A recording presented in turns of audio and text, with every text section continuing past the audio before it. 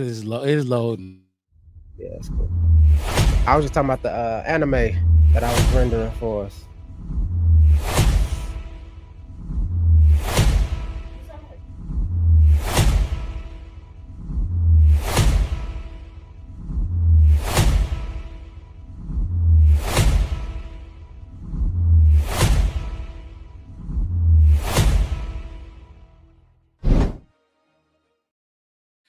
We are back again with another preview episode. This week, the Detroit Lions, division rival Detroit Lions. We had another special guest in the building. I probably should have brought him on after I did the intro, but you see him down at the bottom of the screen, Chicken Nugget King. We gonna break down this entire game. He is representing the Detroit Lions. We gonna get into all of the matchups and a lot more stats and everything right after this.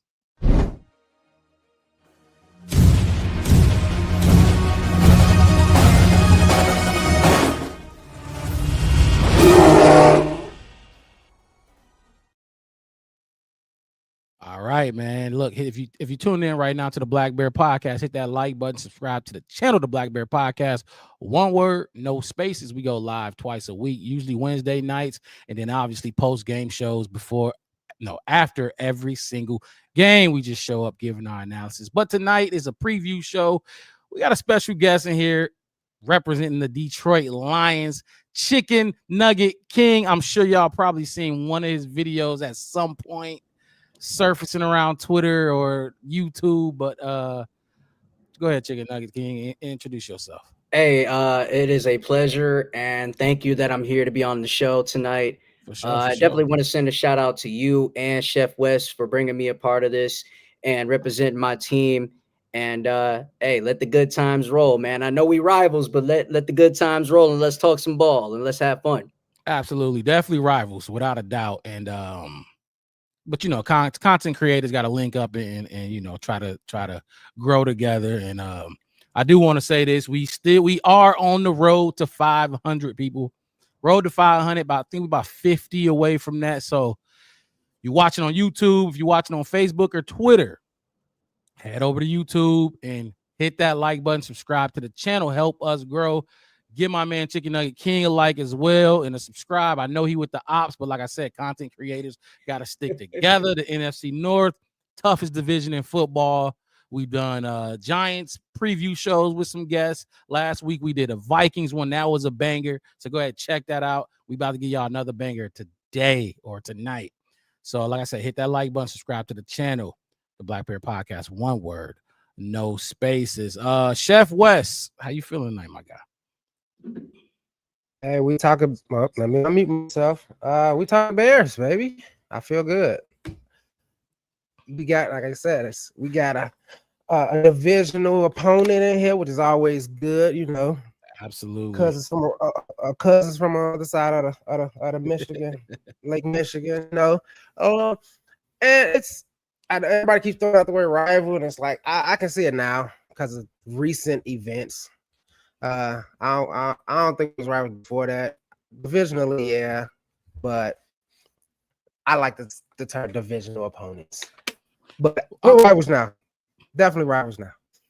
So that's interesting. Go ahead, jump in there. Yeah, I like the sound of that too. I mean, it just brings the hype up more. That's what it does. It's interesting that you said that though, West, how we weren't rivals before, but I guess with the Lions' newfound success, we kind of ain't got no choice to be rivals, which brings you to my first question to you, Chicken Nugget King. Like I said, appreciate you being on the show, but you got a lot of animosity towards this team, and it's like we hate the Packers the most. Like that's when he's just said we don't even think about the Detroit Lions too much. You know what I mean? Even with y'all newfound success, the Lions don't really. You know what I mean? Like, even though y'all could have went undefeated, we still wouldn't be like we kind of happy for you in a sense, because you know what I mean. We hate the Green Bay Packers. You know what I mean? And now kind of the Vikings a little bit, especially now that they got JJ McCarthy drafted the same year as Caleb, so they're gonna be tied together their whole career. But the Detroit Lions, like, we ain't got that hatred. You seem like you got a lot of hatred for us, and when I say that,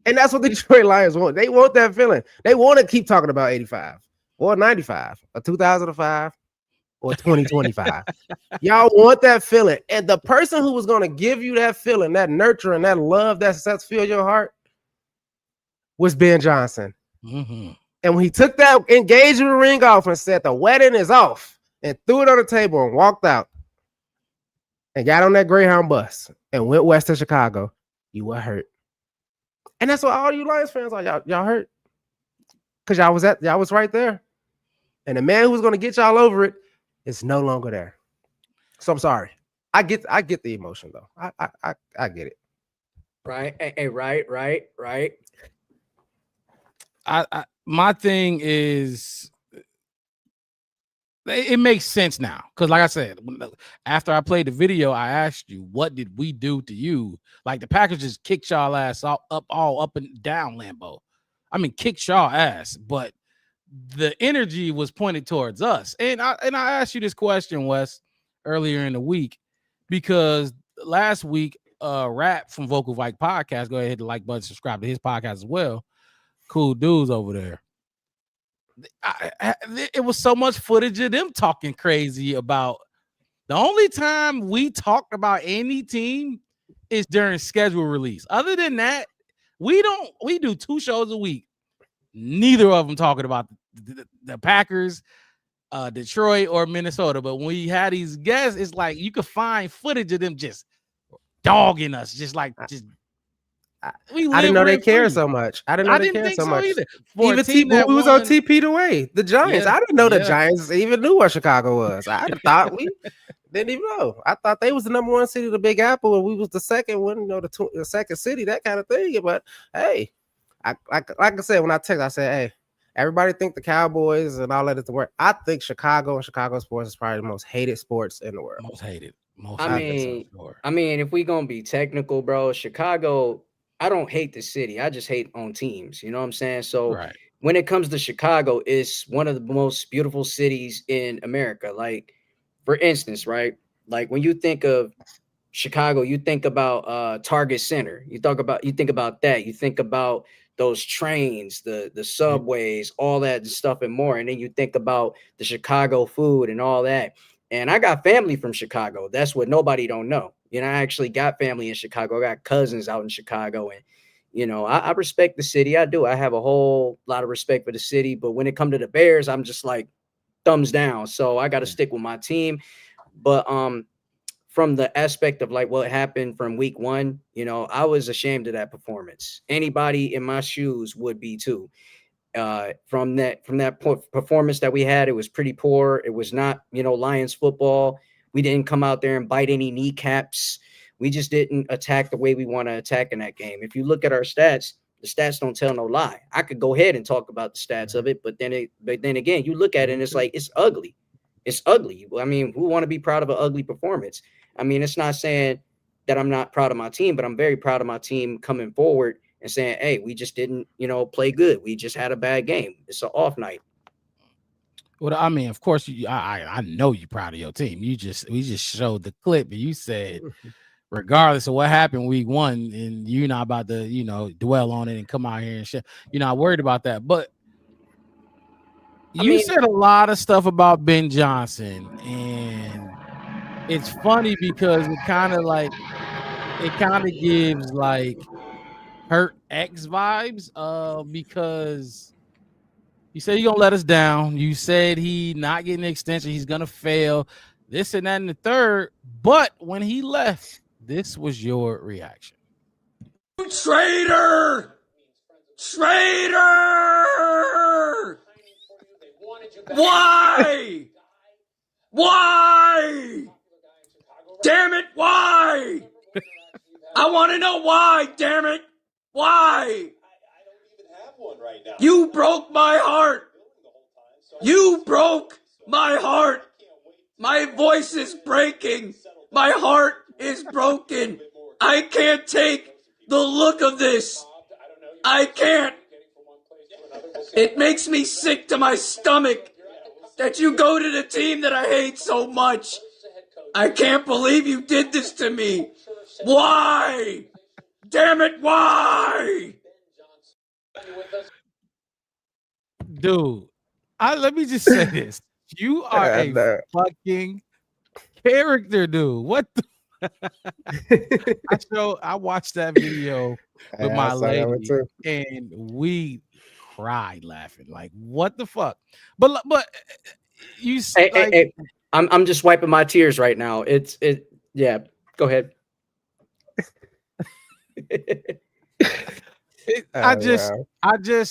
It shows your love for Ben Johnson, and from that, I don't think y'all can.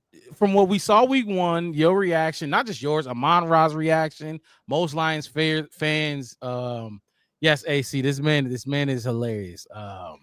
Most Lions fans' reactions. Do you like be 100 with us? Do you feel like y'all gonna overcome losing Ben Johnson? Who's it? John Morton or something like that? Yeah, to the comment right there, Dan, I'll cry on your shoulder later. Okay, I'll do that later. Poor little fella. I get it. I'm sad right now.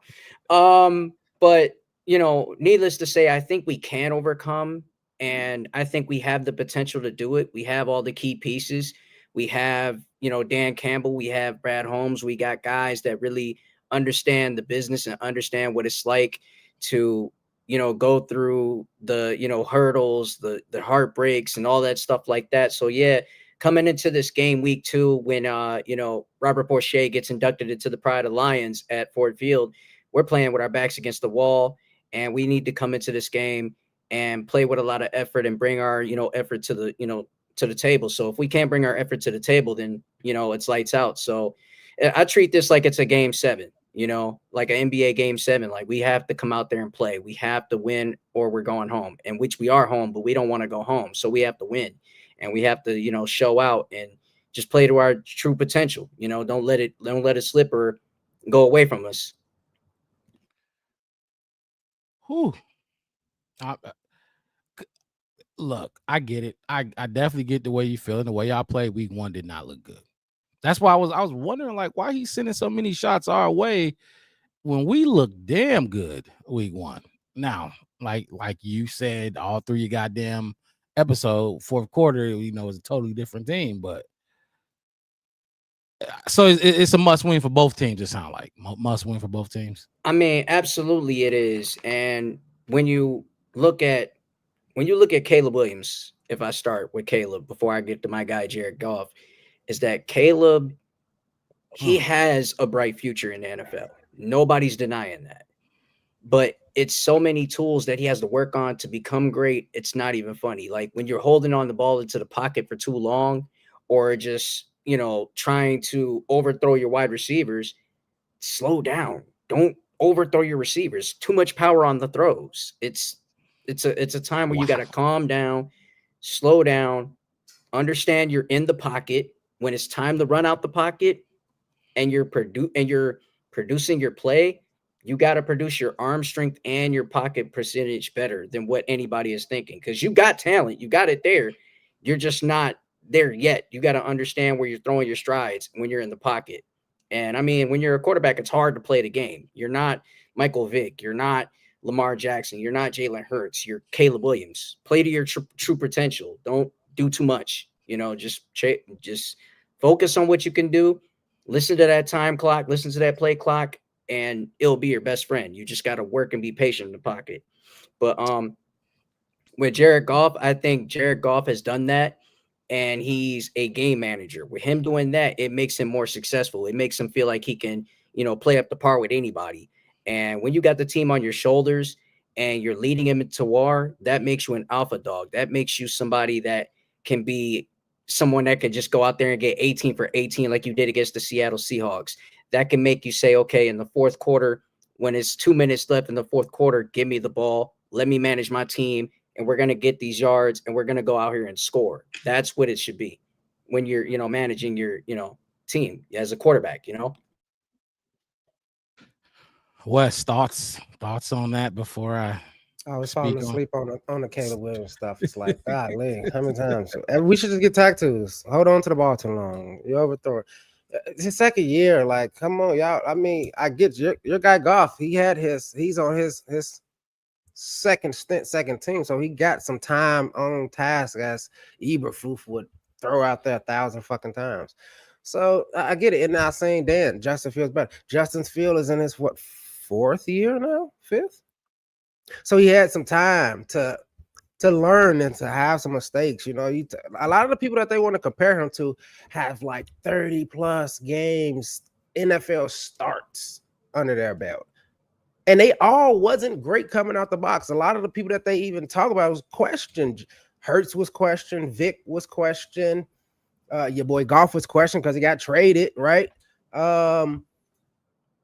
Justin was questioned. He got traded twice. Well, he didn't get traded twice, but he did get signed. They didn't keep him. How about that? Yeah, and he two bounced different out things. to New York. Yeah, and he bounced out to New York too because they undervalued him too. Now, am I saying any of these guys are not good quarterbacks? Not at all. That's not my point. My point is most of the people y'all want to compare him to had way more time. Jordan Love was this. He started 3 years before he started, so he had some time to see. And you know what I mean? Like a lot of these, Tom Brady. You want to talk about Peyton? I mean, I think Peyton Manning started coming out of Indianapolis because that's how they do, just like Chicago. But a lot of these players y'all talking about had time to figure it kind of out. And that's why I stopped listening to the commentators and I listen to the quarterbacks. I listen to your guy Dan. I listen to his perspective on it. I listen to Kurt. I listen to Chase Daniels. I listen to people who actually done the job because they know what he's like. Right. And what they're saying really is basically, yes, he still needs work, but do you know how fucking hard it is? Did you see what Tom Brady did on, I think it was Colin that he was on? I saw the clip when he was talking about, it was Colin. He said if by year 2, by Thanksgiving, if your quarterback is not elite, you need to start thinking about drafting a quarterback the next coming off season. Basically, is what Colin said. Tom Brady said that is stupid. That is stupid. He said, and his fact was, we rate quarterbacks 1 through 32, right? We don't do that for offensive coordinators. What you don't know who you know the top 5 probably offensive coordinators in the league. We know because we got the number 1, right? You don't know number 17. You don't know number 23. What if I have the best quarterback, the best talented quarterback in the league, but my offensive coordinator is technically rated like 27? That ain't gonna help. So for everybody that's pounding on Caleb and what he needs to do, calm down. Let's see if he get extended. Let's wait till it's time to extend him so we have a full resume to see how he is. And then I'll be like, yeah. Good, bad, basically. I'm already there, Wes. I'm already there. I've seen all I needed to see. Even like if you want to talk about last week's game was fine. It was fine. We obviously watching the TV copy is hard to see exactly what's going on, but there's breakdowns out there for everybody. Just go watch the breakdowns. Everybody and their mama got a tape breakdown of Caleb Williams playing against the Vikings. Pagent plus Ben equals dynasty. Look, I haven't seen you in the chat before, but I've seen that narrative all for a season plus. Hit the like button, subscribe to the channel. Appreciate you being here. But no. And that's the thing with Tyson Bagent. I'm just say this real quick. If Tyson Bagent was QB1, guess what we would be doing, Wes? Supporting Tyson Bagent. Like, no, what the fuck? Or he'll at least be in Cleveland. He'll at least be in New York. I'm saying, but yeah, I mean, yeah, but like for Chicago, like if he was Chicago's QB1, we would stand behind him like we stood behind Mitch, Jay, Justin, and now Caleb. I don't get like he's not a QB1. He's not QB1. Let him like what the. But anyway, I digress. Caleb is fine. And we like I wouldn't. I still think he's better than Justin. I don't think Justin's better than him. I don't think Jared Goff is better than him. But I mean, with that being said, let's jump into this roster then. Let's just move. Let's roll right into it. And let's talk about these quarterbacks. We've been talking about Jared Goff. I mean, Caleb Williams for a little bit, but let's talk about Jared Goff. Let's talk about it. Jared Goff, What year is this for him? Chicken Nugget King. If you what year is this for Jared Goff? Yeah, this is year 4, I believe. Year 4 here in Detroit and whatnot. And overall, this is like what, year 8 or something like that. Yeah, something like that. Year 8, something like that. But yeah, he's playing up to his star level. Playing up to star level and making year 9.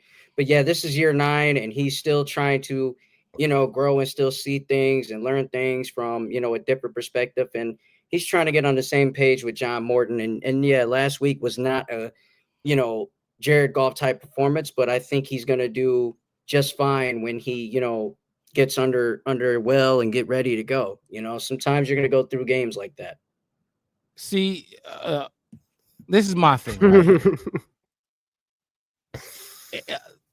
Jared Goff was good. He's had 2 of the best play callers in the NFL, right? One of them discarded his ass. The other one turned him into whatever he is today. The very first game he's played without those 2 of the best play callers in the league, he looked like shit again. So at what like can we really say, like Wes, to your point, you was talking about the coordinators, how Tom was talking about, we know the top 5 coordinators, but we don't know the 17. Shit, hell, John Morton might be number 32. And guess what? Jared Goff gonna look like number 32. So where this notion like that Jared Goff is just better than Caleb. Caleb is, I guarantee Jared Goff can't go through what Caleb is going through and succeed. I think, bro, it's more of the experience. That's what people put over, Caleb Williams, is that Jared Goff got more experience than him and seen so much and done so much. Won NFC championship game, been to a Super Bowl, been to another NFC championship game with the Detroit Lions. That's the thing that people put over, over Caleb Williams. And Caleb Williams has only been here for like what, $1 and some change. So, I mean, dude, you don't compare that. You don't compare it at all. It's no comparison. It's nothing to compare. True. Your man's threw 70% completion percentage last season, right? I believe. I need to see him play without the guru. Go ahead, Wes. And like you said, I wanted to bring that up and what you were saying, and because the eye test was the eye test. But if I told you that he threw 31 for 39, almost 80% for 225, a touchdown and interception, 4 sacks. That's efficient as fuck. That's efficient for him. Gonna win a lot of games like that. Any team will win a lot of games like that. Absolutely. Then this is where it comes to the Ben Johnson thing. You didn't have nobody out there to maximize on that. Because the 31 completions, 10 was to the running back. And by the way, y'all running backs didn't even rush for more than 26 yards last week. We had Laporta. We had a horrible 3.8 that game. Yeah, and that's what I'm saying. Like, he threw the ball 31 times. And 31 for 39 is 31 for 39, and he only targeted his receivers 1, 4, 9, 19 times. Yeah, that's about right. Yeah, and like I said, dude, we kept doing checkdowns. We got deep threats out there. We could work. They had DBs that were wide receivers. We could have worked in the deep. We could have threw the ball deep and understood what we could utilize from there, and then we could set ourselves up better with running the ball. But at the end of the day, they had the better outcome. They played better than what we did. I mean, what else could I say? Is just to say go on to the next game. When I look at these numbers right here, the last game, then we could either talk a little bit more about Caleb and then wrap the QB conversation up. Y'all did not. The reason y'all didn't run the ball. Y'all didn't run it enough, and then y'all didn't run it well. That's the worst. 2.3 per carry and 2.1 for Montgomery and Gibbs. That's the worst I've seen y'all run in the last 4 years. Ben was there 4 years or 3 years. That's by far the worst. If I'm a Lions fan, I'm chalking it up to that. I mean, when does, like you just said, Jared Goff finished the game 18 for 18, right? Yeah, against threw Seattle. the ball 39 times last week. That's not what he does. That is not Jared Goff's game. That ain't his. I mean, that's not his game. That's not his MO. I mean, why are we doing that? You know, but that's what I should question as a Lions fan. I don't think anybody else should question that but us. You know, so but yeah, then again, I mean, you got your opinions, but I think you got your answer. Yeah. You said why? Because Ben Johnson out there, man. Yeah. Let's just be honest. Y'all offensive coordinator know what he doing, what he got.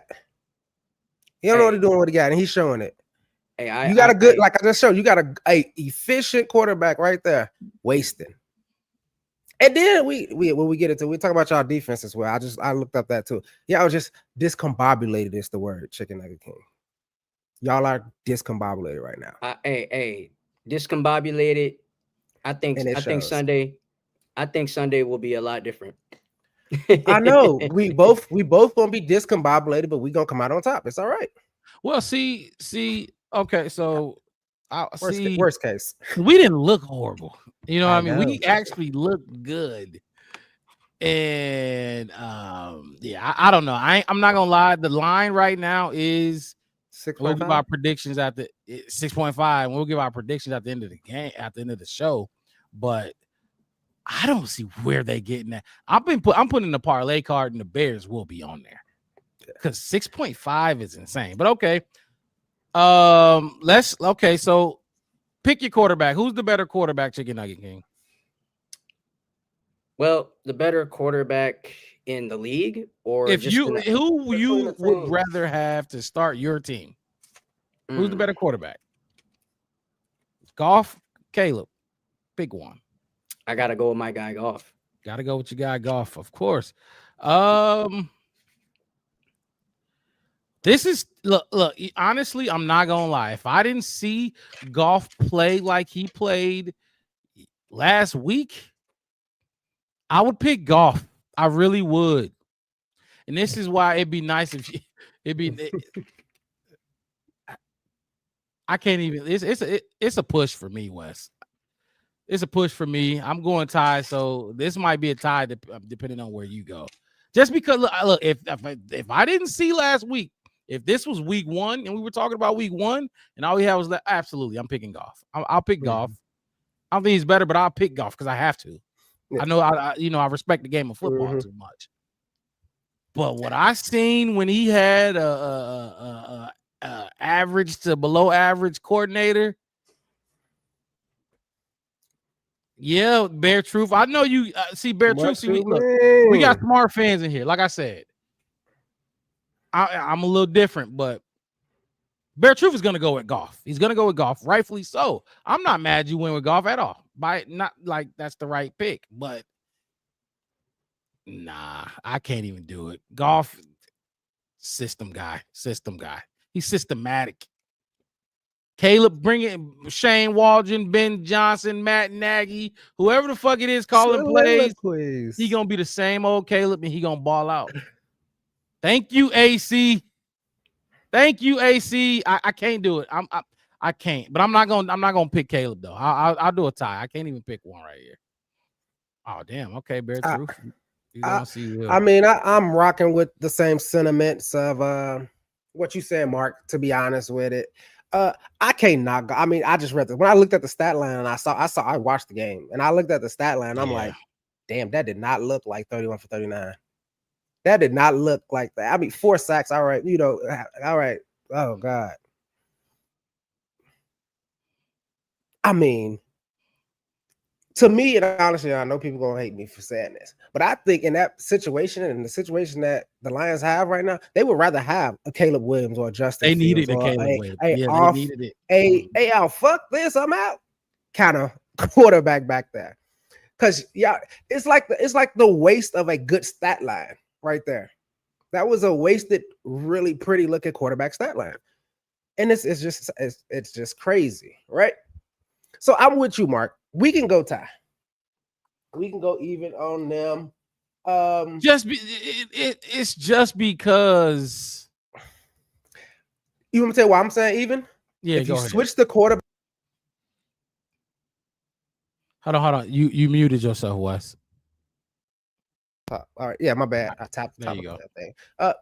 If you switched Caleb with Jared Goff at both week 1 games, and you had that 31 for 39, how Goff did with that Bears, like completing that game, just checking down, being super accurate. I think the Bears would have won. Mm-hmm. And I think if you took Caleb and put him on the Lion teams with that O-line and those weapons, Alma, Laporta, and all that kind of stuff, with his escape capability, his creating kind of play capability, off scheduling this, I think the Lions probably would have beat Green Bay. I think so too. Or at least it wouldn't have been like that. It would have been. It would have came down to the wire for sure. Right. It wouldn't have looked as bad. It would have been like, man, Caleb needs some help out there. That coordinator sucks. Caleb, you know what I mean? It would have been more of that instead of just looking like outwards instead of a statue just up there, you know? So yeah, I will definitely go even because I feel like if we swap them, both teams would probably have a win, given what the quarterbacks needed to do in the situations that they were in. I like that. And Chicken Nugget King, you keep unmuting it, man. We can hear.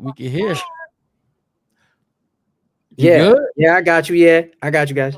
All right, yeah. So I get so just to be fair, so we both went ties, rightfully so. I'm glad you went at least a tie, just because. But my whole thing is I didn't even want to go into the whole thing because usually we do the whole room. Yeah.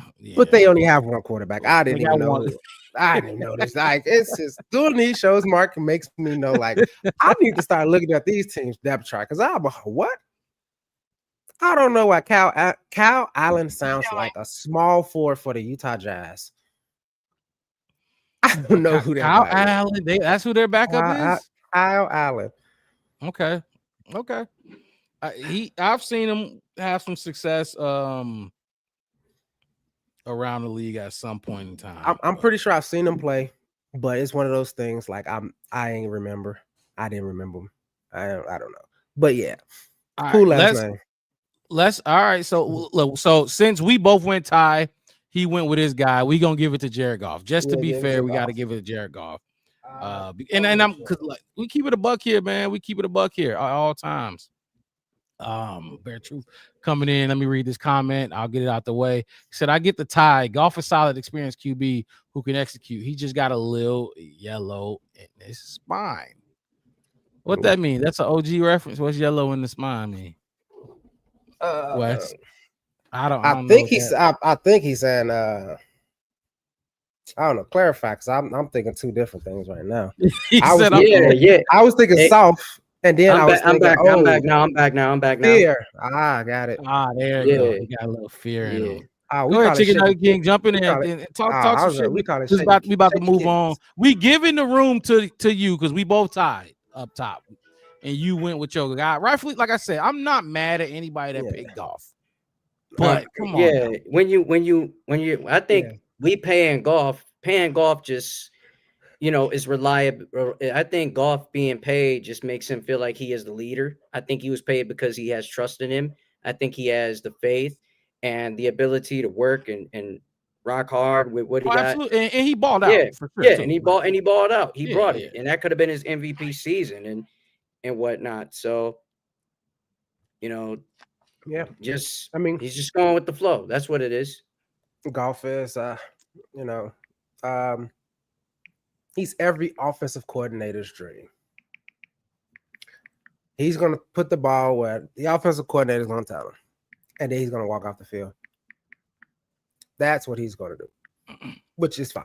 Look who back. We ain't seen this man. We ain't seen this man all off season. You ain't show week 1. I see you missed the off season, but week 1, we come on, man. We all Bears fans needed to come together for that loss for week 1. Yeah, but appreciate you being back in here with us, man. You on there when the Viking Kingdom tried to take us down? Nothing.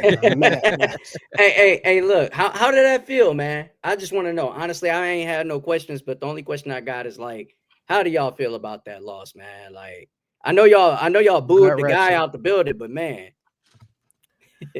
Gut wrenching because we knew it. We were, and this is why I wasn't saying it, but I feel like every Bears fan they man knew it's like they're gonna fuck this up. I can see it. Most teams know when to third quarter. Like I was talking to Chicken King about it in a basketball relation. Like 6 minutes in the fourth quarter in basketball, it's high pick and roll, box out and rebound. We don't need to be run. We take your time. We're not tempo down. We're gonna go slow. We're gonna eat up clock. We're gonna just play the basic form of successful basketball that we can to finish the game. And the Bears are trying to do everything else, it seemed like. And the referees didn't help. And I think that's what hurt my feelings the most. Is when you watching and you like, that's crazy. That's a flag. Oh man. Oh yeah. And that was the bad part about it too. Yeah. No, keep going. No, because I was saying, because a lot of it was kind of like when Chicken King was talking about what Caleb needs to do to be better, just like everybody else. Chicken King. But I get it. We know we getting into trying to clean up the operations and all that other kind of stuff. So guess what, referees? You don't have to throw flags on Chicago, phantom ones at all. We got enough. We got enough issues ourselves that we can get. We gonna give ourselves 6 penalties in the dough. Don't even worry about it. Don't even worry about it. That's a good one, by the way. We don't need extra penalties. So that's how I felt, man. It was just gut wrenching because you kind of could see it, and it was one of those Bear-like games. Like we're trying to. Actually, it was a little better than Bear-like game because we actually came out looking kind of good. Boy, and we was looking for and we was looking for more. And it's like, man, we got to beat the Bears. And I even text. I was like, man, the defense still looking good though. And as soon as I text that, I think it was 3 seconds later. I'm like, it was pick 6. I'm like, there we go. Now this is Bear stuff. This is what we do. We score on defense. Now we in there. And then the penalties in there. And then same reason the Bears are fucking kicker. Same reason we didn't beat the Eagles. We was right there. We were in there. We were finna win. We're gonna keep on top. Fucking kicker can't kick. Like, what the fuck? That's the only thing you gotta do. You ain't gotta tackle nobody. You ain't gotta do nothing. Right. You ain't gotta do nothing. Right. Can't nobody even touch you. Your only job is to kick the ball. And I'm like, oh shit, Cairo, fuck. You can't kick the ball. Then turn around and our fucking 4th round punter, who I've been trying to give grace to for the last year, then you get a punt blocked. Like you gotta watch. And I know this is his 2nd year too. You got to see that guy coming free as a punter. Go watch some Pat McAfee highlights of him whooping people, putting the ball behind him because they got through the line and just taking the run instead of getting the punt blocked and try to get to like just Chicago shit. Just we're gonna show you how to lose. Just to piggyback off what Wes said a little bit, we were in the group chat watching this game, and the way the game was going, we never were comfortable.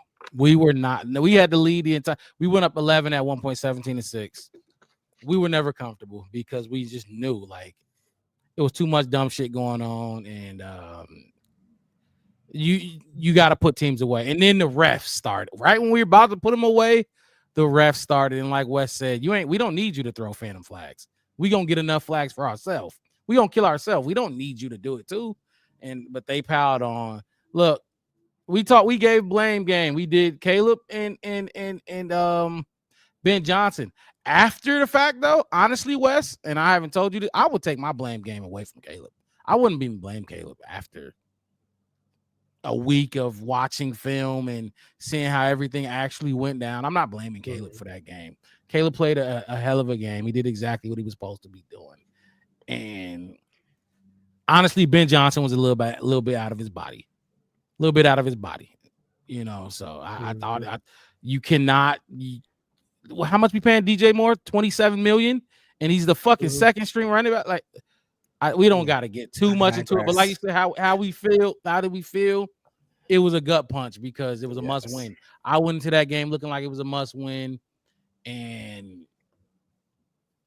we lost a must win. Just kind of like you think this is a must win for y'all. So. But yeah, it felt terrible. I rather got blown out. Blown out.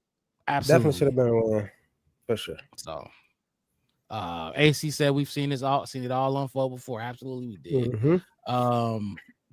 Bear Truth says, shit, I called in the next 2 days from work. I was so pissed. Bear Truth, shit, if you live where I live, you definitely would have called in. I'm in Packer country. So they coming off 2 big wins. That's all I fucking hear is, man, it's bad. So, but anyway, all right. So let's move on to the running back room.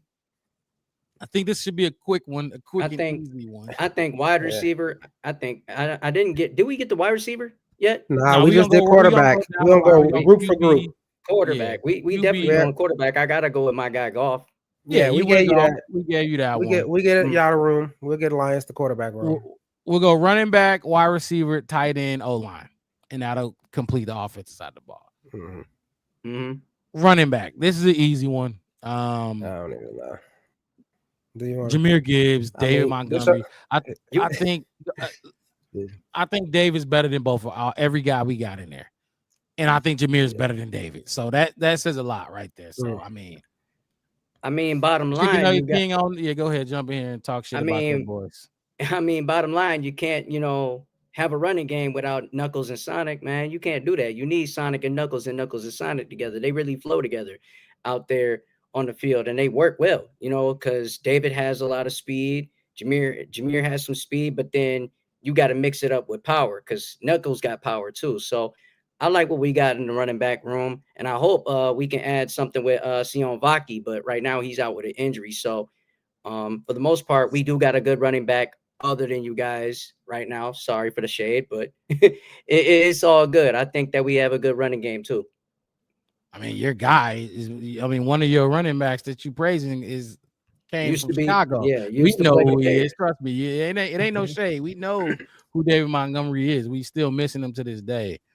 But Wes, go ahead. I'm just looking at Sonic and Knuckles. That's 41 yards on 20 carries. Is just the Sonic and Knuckles. Y'all need to pack that shit up until it come back. It's cute. I mean, it's fine. Obviously, those guys is dogs. I'm not finna. I am not finna sit and hate on David Montgomery not one bit at all. Not even in the slightest. Not even the slightest. And I don't know. Especially if I praise him as like Mark was just saying. Like if you were my guy in a Chicago uniform, you're gonna be. I'm still gonna have praise for you wherever you go, except for that place we don't talk about. With that being said. Yeah, our running back room ain't y'all's.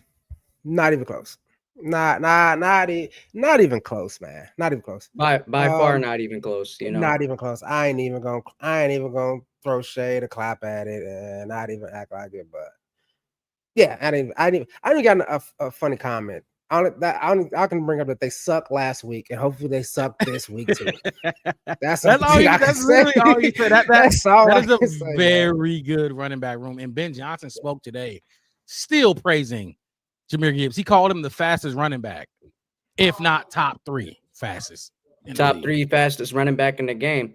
Easy. Exactly. So easy. Y'all get that one. Which puzzles me why Ben Johnson didn't go try to get him something for real. Like that just makes me, because his scheme is right. You need to run the ball. I can't believe y'all threw the ball that many times last year. I think one of your reporters asked or told either Dan Campbell or John Morton. They were just like Dan Campbell. It was Dan Campbell. Why don't you just do what Ben Johnson did? Call the plays Ben called, and he was pissed. and look, and honestly, you don't just question a coach based off your audibles and your pre-snap movements. It's like playing Madden. Like in one of my YouTube videos, I really broke it down to a T. Like, bro, if you're using the offense, you got to understand how to make an audible happen. If you got to switch the play up, and when you switch the play up, you got to see if it's, the defense trying to call like a blitz, or they send it man, or they send it zone, or they're trying to move back in coverage just to be sure that the deep pass is coming. It was stuff like that you got to understand. Like, you got to move quick on pre-snap movements. Move quick. But if it's an audible, switch up the play and then go from there so you can beat the defense at its own game, because it's chess, not checkers. You know what I'm saying? Like, come on, man. You can't do all that. Can I say something? Go ahead. Absolutely. What the fuck? You just said y'all got Sonic and Knuckles and probably the best offensive line in the league. If I'm an offensive coordinator, I don't need to worry about pre-stop motion. I'll get an I formation and I'm gonna hit you with these, like you said, with Sonic and Knuckles. That's what I'm gonna do. Ain't working like throwing the ball 39 times. And that ain't Joe. And you even said it. Y'all just said that ain't your strong suit. You said that Goff's best game that he had was 18 for 18. Oh, and what y'all scored like 40 something that game or 50. Yeah, right? we scored like 40. We scored like 45 that game. 45 that game on 18 to 18.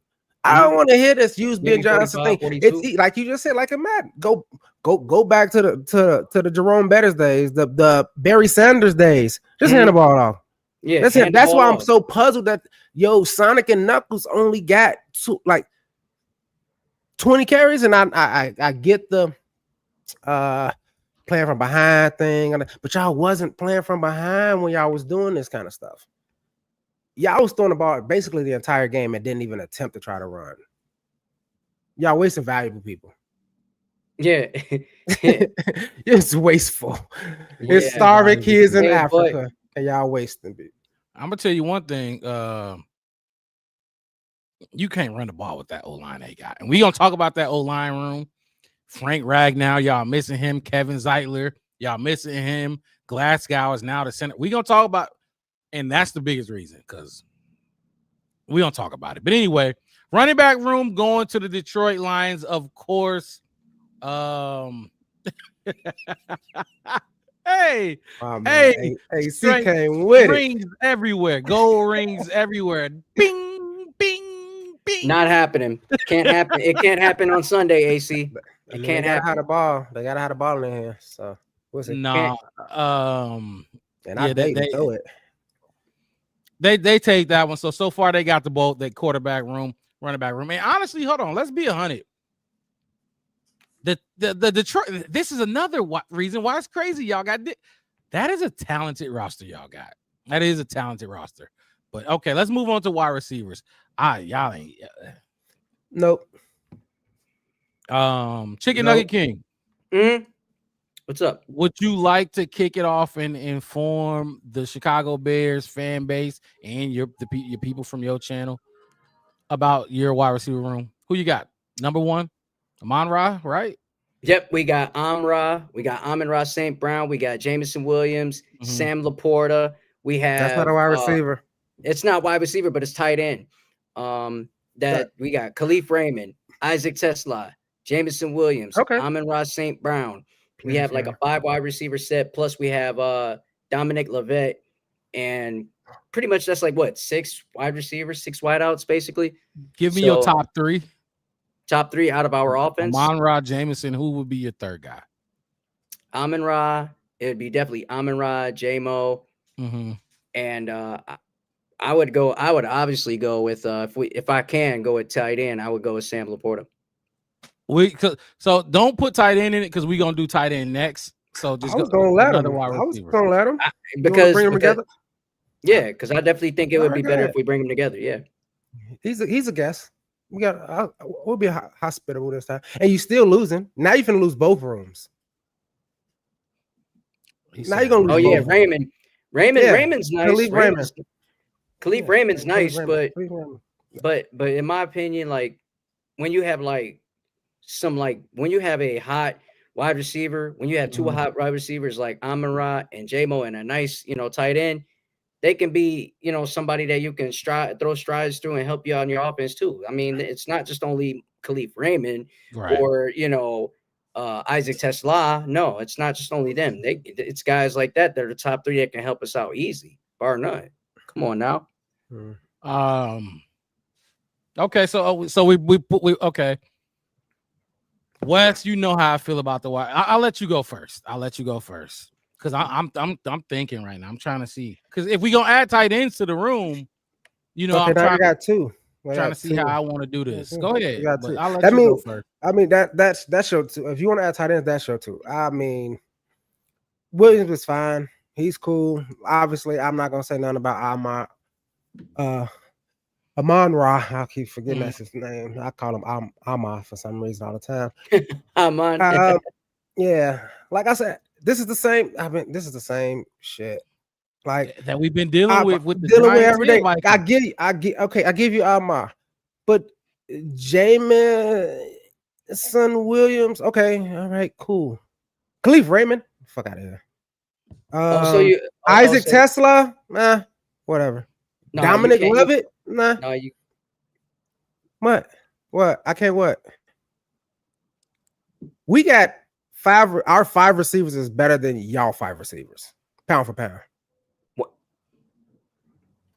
You gotta be kidding me. I'm about to say, speak up. You gotta be kidding me. You gotta be kidding me. Where? Because look, who's on your wide receiver? Who's in your wide receiver room better than ours? Okay, go. Better y'all. I'll let you keep going. I'll give you but give them our top 3. Our 3 wide receivers is better than Jameson Williams. Give them the top 3. There's this fast. Top 3. We got DJ, we got Rome, and I'll throw. I'm not even gonna throw OZ in there. I'm gonna throw OZ in. OZ is better than Raymond. This guy, he did the same thing Raymond did. And then if you want to throw Luther Burton in there, Jade Walker, then you go to Loveland, then Kokomet, and then it's like you're talking about what? Next question. What? What? Next I know question. I know. Combo. You ever play Street Fighter? It's okay. It's okay. And by the way, there is a Street Fighter movie coming out. I heard too. Yeah. But I'm just saying, like, it's this the same thing as we got armor. All right, cool. And then look, like I'm saying, like, and most of the time when we play, except for when we played Jay Jetta, we held him at 24 before. I think we held Amaran to what was that, like 56 one game when we played them and almost won. What did Amaran have in that Thanksgiving game? I'll keep going. I'll look it up. You ain't got to. I'll look it up. Okay, you can look it up. But like I said, I'll give you that guy. I mean, y'all got great receivers, but they can't catch the ball. They can't get it. Like there's a whole comment that's telling you that. The same thing I'm saying. Like, look at the comment section. Come on now, man. Comment section right there telling you. They can't get the. See, no. They're saying they're. I hope he's talking about the overthrows or that's what he meant. Like they're not on the same page or something like that. I mean, that's what he got to be saying. Man. He got to be saying. That's what he got to be saying. Hey, it was right there. I watched him catch the ball. I watched them catch the ball. They catch the ball. They run routes. They get separation. Our totality. Yeah, I get it. Everybody. Not gonna lie. I like. Yeah. It's overthrows, timing. It's good, sir. Yeah. But that is. I'm talking about the skill of our wide receivers is better than y'all's. Y'all keep insinuating that Caleb is the reason. I'm gonna have to jump in because it's annoying. And people who insinuate that don't watch the tape. Caleb is ready to throw the ball. Nobody's open. The timing, Destin, timing. The timing is off. That's what it is way off, and it's the first year with this new scheme. What you got to make? They gotta get it right. But that's exactly what I just said. I said, are you talking about like the overthrows because the timing and the scheme? They need to get that. Sure, but if you're talking about pound for pound, wide receiver for wide receiver, you stand them next to each other. Y'all got we got like if you say we don't got an A receiver because you got one A receiver. And maybe a B receiver. All of our receivers are B plus until we get to our like 5th one, maybe 4th because they're both rookies. But Luther Burton ain't none of. I mean, Luther Burton is Luther Burton. Everybody wanted. They wanted for. I mean, and then we seen Jade Walker in the preseason. Some of the catches that he made for all the Bajent fans out there. We see. You guys, no. And then, like I said, you want to throw the tight ends in there. Don't make it worse. That would make it worse. I mean, come on, man. You can't just say that now. You can't do that. You can't do that. What you mean? You can't do that. You like look what I mean. Look at our wide receiver core and look at yours. These guys can catch the ball. They can catch. They can go deep. They can go deep and catch the deep ball. Tesla is better than your other wide receiver, Luther. Okay, now chicken nugget kid. That's what I'm saying. Don't do much on Tesla. Come on, Tesla's touchdown catch saved my fantasy week last week because I got Jared Goff as a quarterback, and that motherfucker stunk until he threw. That's one red zone. That was a good touchdown catch. Come on now. That's one red zone play. That's one red zone play that happened, and that's like 55 seconds of the game. Like at the end. At the end, it was garbage time. I mean, come on now. You in there garbage time. Now the whole game, through the whole game, yes, Tesla will do damage. No, he won't. How many catches he had all last season? I'm gonna go look. I'll look. I'm looking it up right now. Go ahead. I got it. He playing Sunday. He gonna do damage. He gonna do damage. Watch him. Watch him Sunday. All right. So let me get my opinion on this wide receiver room. Amon-Ra's a dog. That everybody, I think all three of us said that. The chat's saying it. Obviously, they paid how much he paid him, like a lot of money. I forget how much you paid him. Yeah, but you just paid. It was 4 years, 114 mil. Okay, and then you just paid J-Mo, right? What was J-Mo's contract? J-Mo was 83 million. For how many? Like 4 years? 3. It was a 3-year extended deal. That's a good one. But so J-Mo just got paid. Amon-Ra got paid. Look, this is kind of like everybody we've had on here. We had the Giants. They put all their weight in neighbors, but they only had neighbors. The Vikings, they had Justin Jefferson and Jordan Addison, and then after that, it was like steep ass cliff. It dropped up a steep cliff. You know what I mean? And then you guys, y'all got Amon-Ra. I do like J-Mo. I ain't gonna lie, I like J-Mo. That motherfucker, he finally can get on the field. Good for him. Good for him. Because I know y'all was waiting for him to stop fucking up and get on the field. And when he got on the field with Ben Johnson was happy too. But after those two guys, Khalif Raymond, or is that his name? Khalif Raymond. Man, I mean, you can say with an accent don't make him special. I will take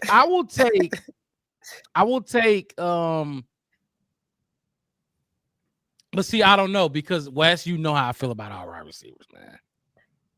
And especially after watching Sunday, like Luther didn't play. OZ seemed to me like he had the best connection with Caleb, but DJ Moore and Rome got the most targets. You know what I mean?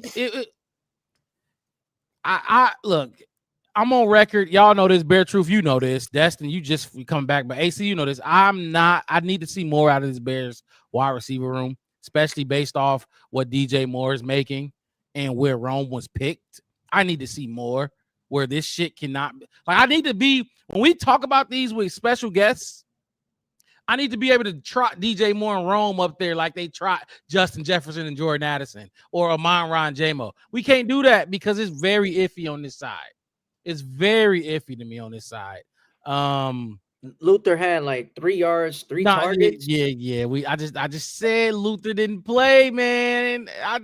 Come on, Luther should have been. I don't even think he had any targets. It should have been useful. He had the screen pass, I believe, but this ain't about Luther. Luther didn't, it'd be different if he was out there, but he wasn't out there. I don't know, your boy Ben Johnson, the one rocking with him, but I don't know. Look, I ain't gonna lie, Wes. I'm gonna give this one to the Lions too. I'm gonna give this one to the Lions too. You knew this. I gotta give it. No. Ben didn't play Luther. That's Ben's fault. I'm not finna. Nah. I need to see it. Because Ben didn't play him. Check our. I just looked at Tesla and he had 28 receptions. Yeah, Tesla is crazy. Hey, Tesla, if you put him out there, he will be a dog. The dude catches with his hands. He ain't gonna catch with his body. He a baller. Go look at his highlights from Arkansas. Go look at my highlights from high school. They highlights for a reason. One second. All right. Hey, I'm telling you. 1 second, fellas. Nomad Network says, good to see you boys out here rocking on this fine Friday night. Keep chopping wood. Nomad, appreciate you jumping in here and checking us out, man. I've seen your channel. Glad you jumping in here watching our channel. I would love to link up and do a collab, Bears collab. Appreciate you, man. Hit that like button, subscribe for us. All right, let's keep the conversation going. I can't believe you talking about Tesla, though. I gave you the room, but Tesla ain't. You don't get it because of Tesla. I'm not gonna lie. Tesla doesn't move the needle.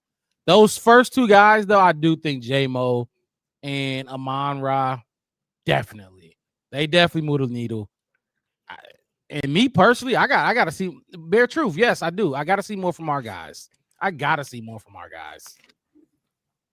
So, I mean, like it or not, it says, think our guy Nugs pay off Mark or something. I've never seen Mark this chill. Hey, my pockets is clean. I ain't paid nothing. My pockets is clean. This is it's clean, baby. Our wide receiver room got to be like I just said. Like people gonna keep blaming Caleb, and that's fine.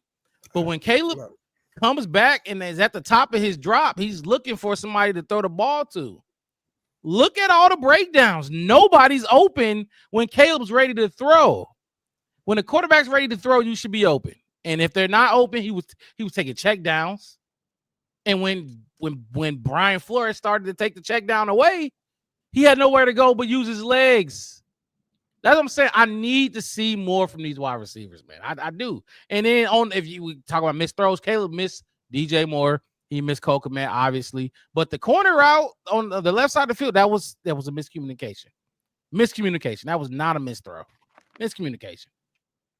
So I just need to see more out of this room. How much better these wide receivers is than us.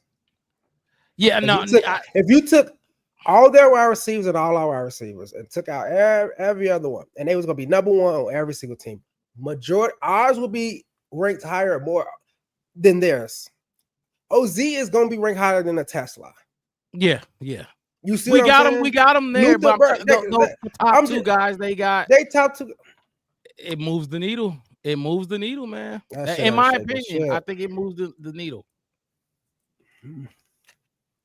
There you go, Matt. I'm right there with you. Caleb had no one open whatsoever. They don't get open, man. They don't. And I need them to get open. And that's really my issue. Mark Robb just fed up, I think. Yeah. Oh no. He tired. That was part of Ben's issue when he said he didn't adjust right. He had all our guys chipping instead hitting the routes. Okay, well look. That's so. I mean, it's fine. Wes, I'm not blaming Caleb. I'm just saying I'm looking at these receivers and you send them to wherever they need any receivers at, and they 1 or 2. Easy. Not in Detroit though. You know, we send them to Detroit, they won't be that. Is what I'm saying. What I'm saying is this: after they're number 2, the rest of their guys are 3s. Right, but okay, after our number 2, Luther had you get what I'm saying though, right? Luther didn't do much. He didn't do it not much. He didn't do anything. And then OZ caught 2 passes. I don't even know what OZ did. I don't even know what OZ did that game. I know he caught like a pass or 2, but it wasn't like nothing to write home about in week 1. He was going off in practice, absolutely, but that's practice. I need to see it, and I need to see it this week. This rating system is because they really. I mean, they was all right. They, like I said, none of their wide receivers last week was their top receivers. It was Laporta.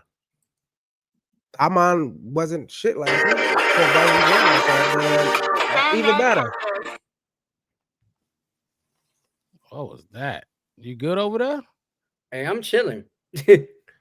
I'm chilling. No, I'm just saying. I don't know. I'm just going off their talent, what they can do. Like you just said, go back and look at Tesla highlights and all that kind of stuff. All right, cool. We can do all that. We can go back and look at all of that. Like, go back to Luther Burden highlights in college, and then you think You think Tesla matches up to Luther Burden? Oh, Paul, when we got another Lions guy in here. Look. Bruh, Okay, so be for real. You know damn well y'all wide receiver car is not better than ours. Y'all don't have a core. I was trying to tell him. I was trying to tell him, Baldwin.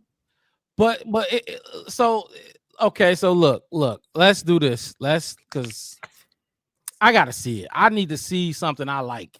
I gotta start seeing things I like.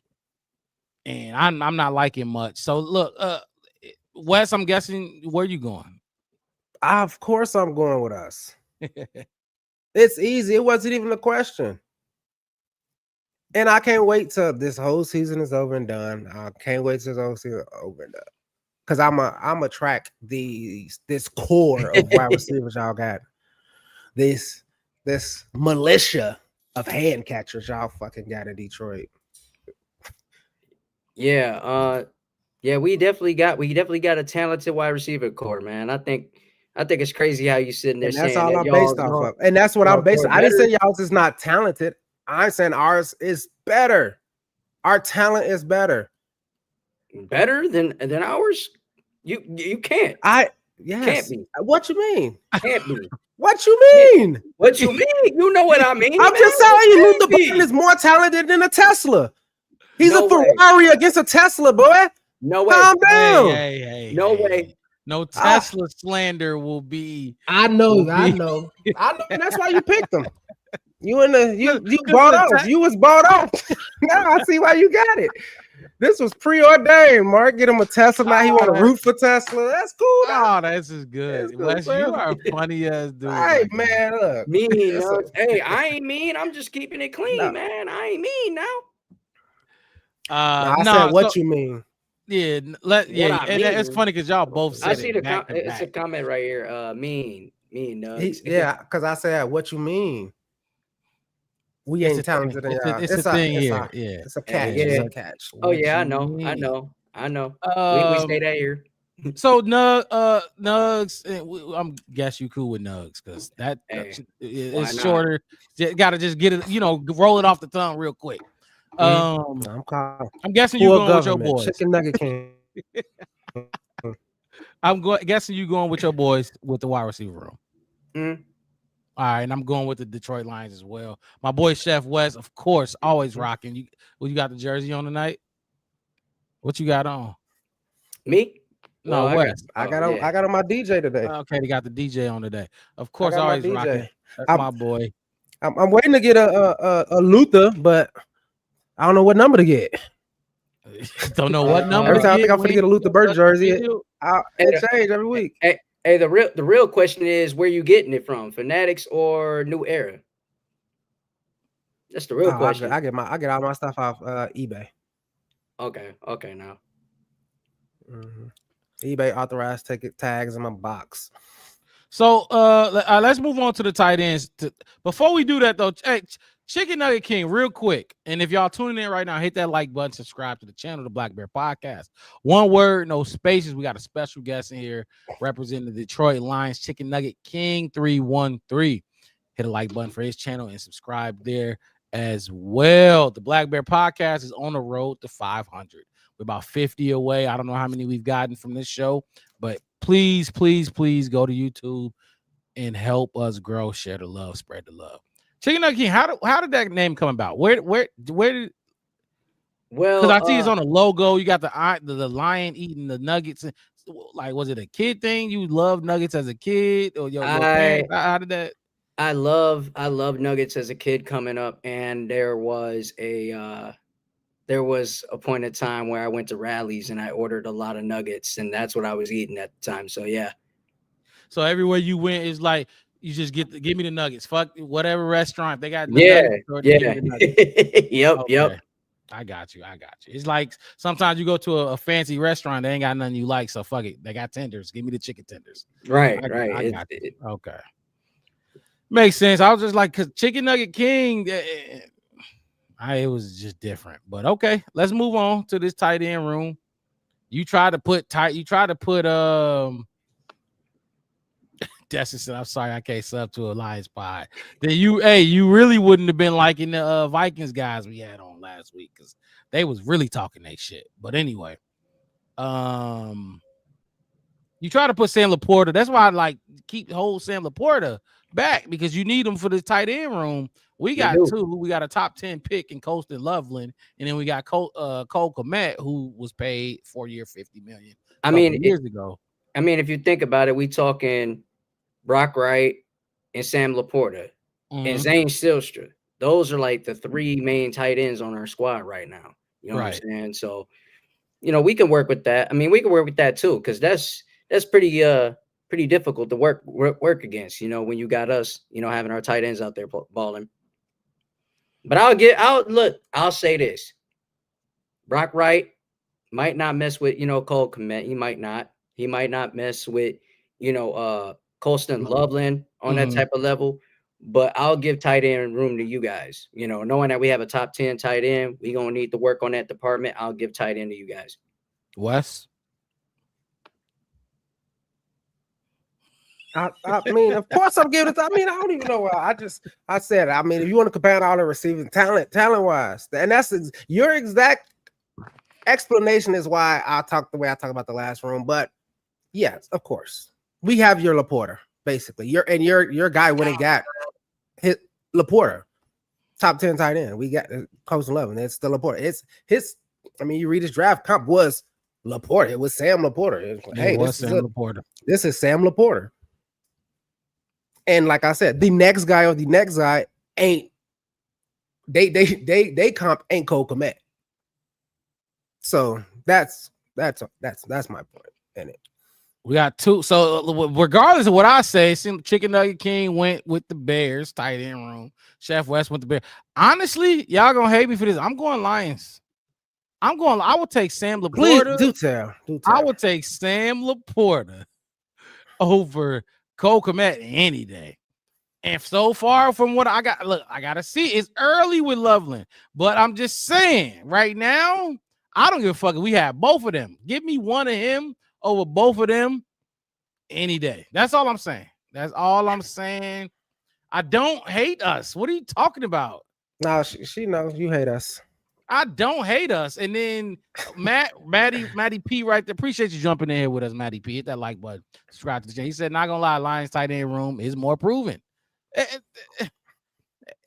I'm right. I don't like to say it either. I don't, but come on, man.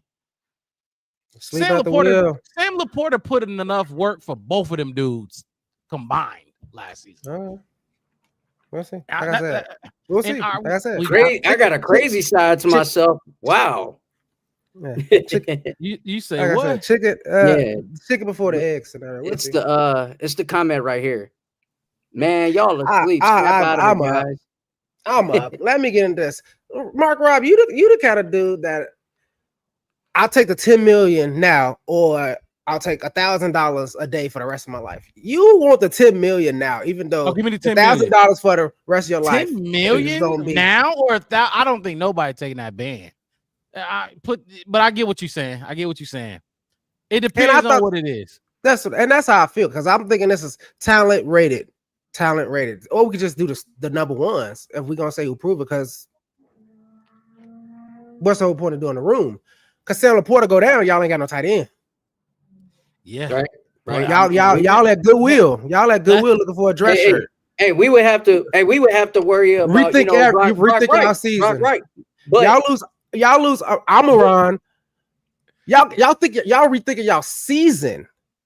Hey, look, you can say that, but you might be rethinking about Cancun after we win on week 2, and you got to deal with your little situation now with your tight end room and your wide receiver room. What do you mean? You know what I mean? Look, the person you was just crying at the TV about already said we're going to win. So I mean, I believe him. I believe him. It's his job to know these things.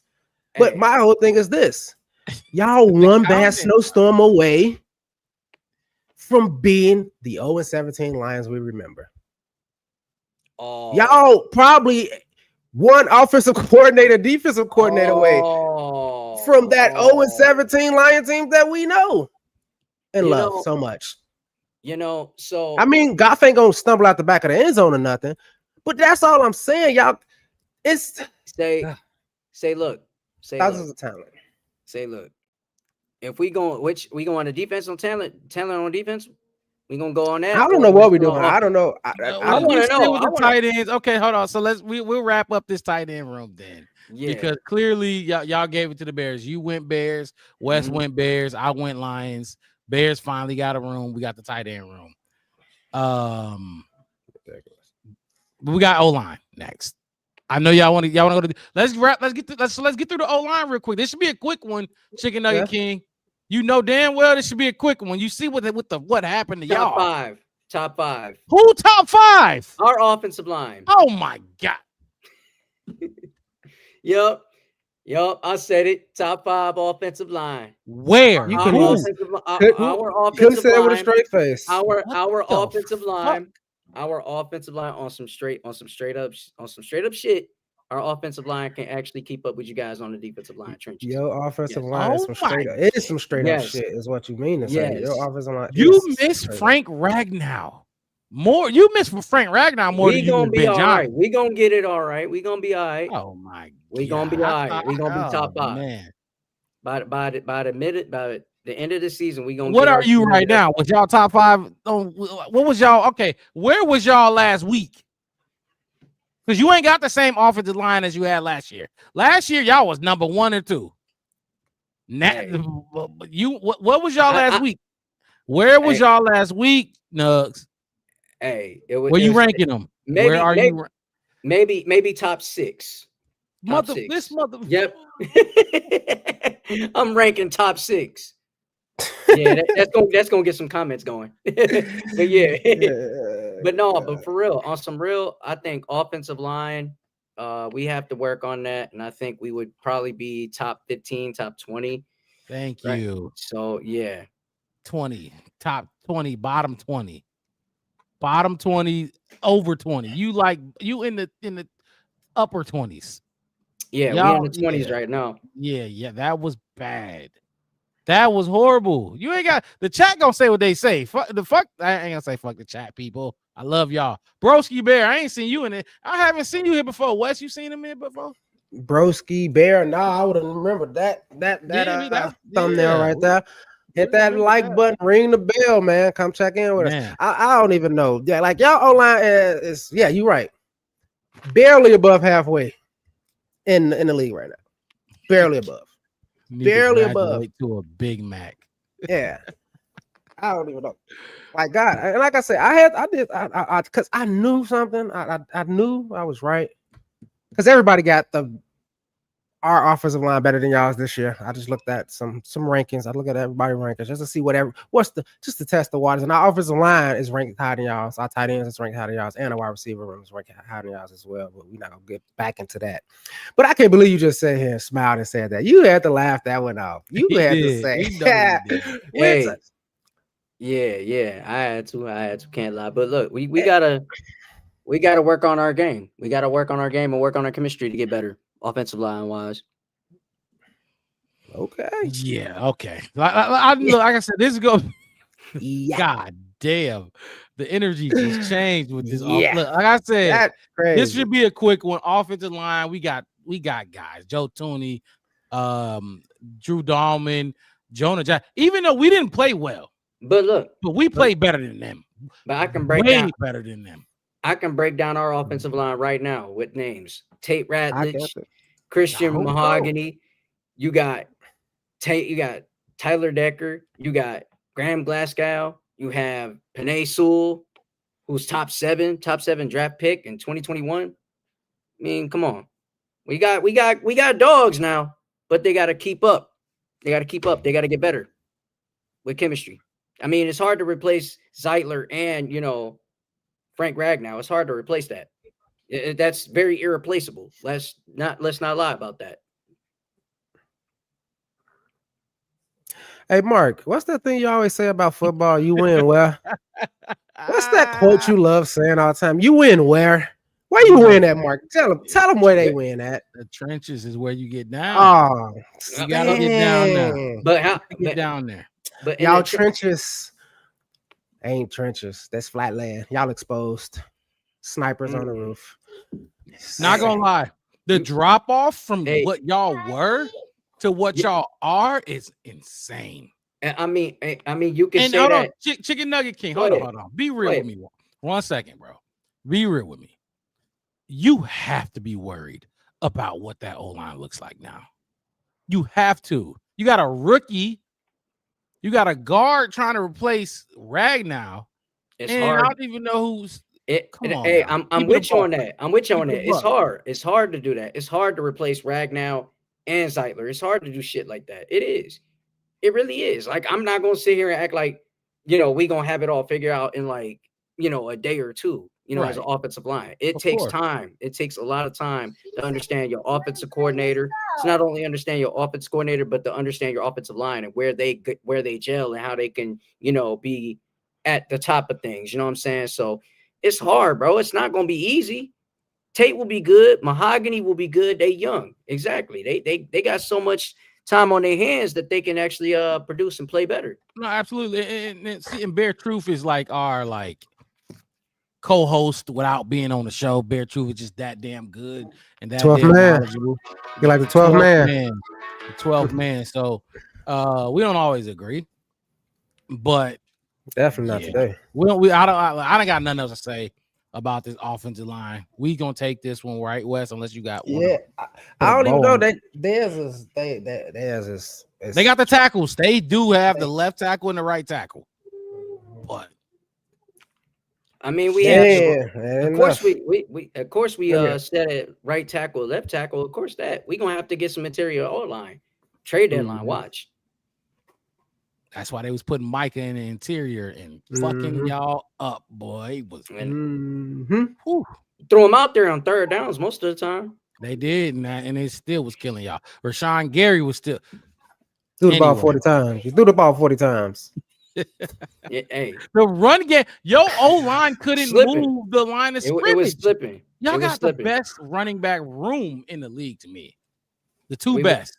And y'all couldn't get shit going because the O-line. Running backs are only going to be as good as your O-line. I don't give a fuck if it's AP or who is unless you Walter Payton. And that's why you got David Montgomery. And you gotta block. You gotta block. Let's move on. Let's move to the other side of the ball. Let's move to the D-line. I honestly don't know anybody on y'all D-line outside of Aiden Hutchinson. So, Chicken Nugget King, I'm hoping you can educate the fan base, this Bears fan base, and whoever else is watching on. You got Aiden Hutchinson. Who else is along that D-line of y'all? You have Marcus Davenport. Okay, y'all do got Davenport, yeah. We got Davenport. You got DJ Reader too, don't you? We have DJ Reed. We have Tyleek Williams. We have Makai Wingo coming back. Oh, okay. Yep. We got a couple dogs, man, over there. I ain't gonna say that, but yeah, I got familiar names. Yeah, and Ali McNeil about to come back too, so we're gonna be all right. We're gonna be straight. We just need them to come back. We need a guy that can be opposite of Hutch that can bring the pain. I don't think I'm unsure if Davenport can stay healthy for 3-4 games. I mean, that's teach his own. I have to trust that. Davenport. Yeah, but Wes, if you want to do the honors for the Chicago Bears. I mean, our defensive line. Yeah. Dio. We got Dio. We got Javon Dexter Sr., Grady Jarrett, Montez Sweat. I mean, we're going to talk about people who ain't there, but they still on the team. Austin Booker, Daniel Hardy, Shamar Turner, Chris Williams, Dominic Robinson. Hold on, y'all. About to let my dog out real quick. Just go ahead. Go ahead. And the way that defensive line looked, because I don't know how we rating, if we rating last week or overall talent or where they was drafted or they however you want to do it. I'm just saying what I saw last week from this defensive line, I think Andrew Bill is my bad, Matty Pete. That's what I was thinking. I had to roll around. I knew it was somebody I didn't say. I got too fine in depth. I'm giving it to us. I'm giving it to us. I mean, like I said, like I said, that defense at the end, I felt it was like I said, I felt like they kind of, I don't know, man, but they was doing everything. That defense doing everything last week. They slowed the run down in the beginning. They was they was getting to the quarterback. The pocket was closing. As a unit, it's some people, we're not gonna say no names, that wasn't up to 10, but as a unit, they look good. So I feel okay enough to say, yeah, I'll give it to us. So that they look, we was in the chat. Do Bears have a pass rush? Not first of all, Dio was the best pass rusher on the fucking field for the Bears, for the Chicago Bears. Dio, he was the most, for me at least. I'll speak for myself, ain't gonna speak for nobody else. He was the one I was most worried about. But Dio showed his ass. Grady, I need to see more from Grady. But that fourth quarter, they played like they played all game. There go. Destin said the defense was tired last week. They played like they was playing all game. We won time of possession, so y'all ain't fucking play all game. Mm-hmm. What I just saw Green Bay do 2 weeks in a row, first, second, third, and fourth, not the entire team, but the D line, they played in the fourth. They did the same shit they was doing in the first. Like, I don't know what that was about from that defensive line. If they could have put together a full 4 quarters, like people could put it on Caleb. We can put it on Ben, and everything gonna fall at Ben's feet. Yeah, you can put it on the wide receivers, no run game, whatever.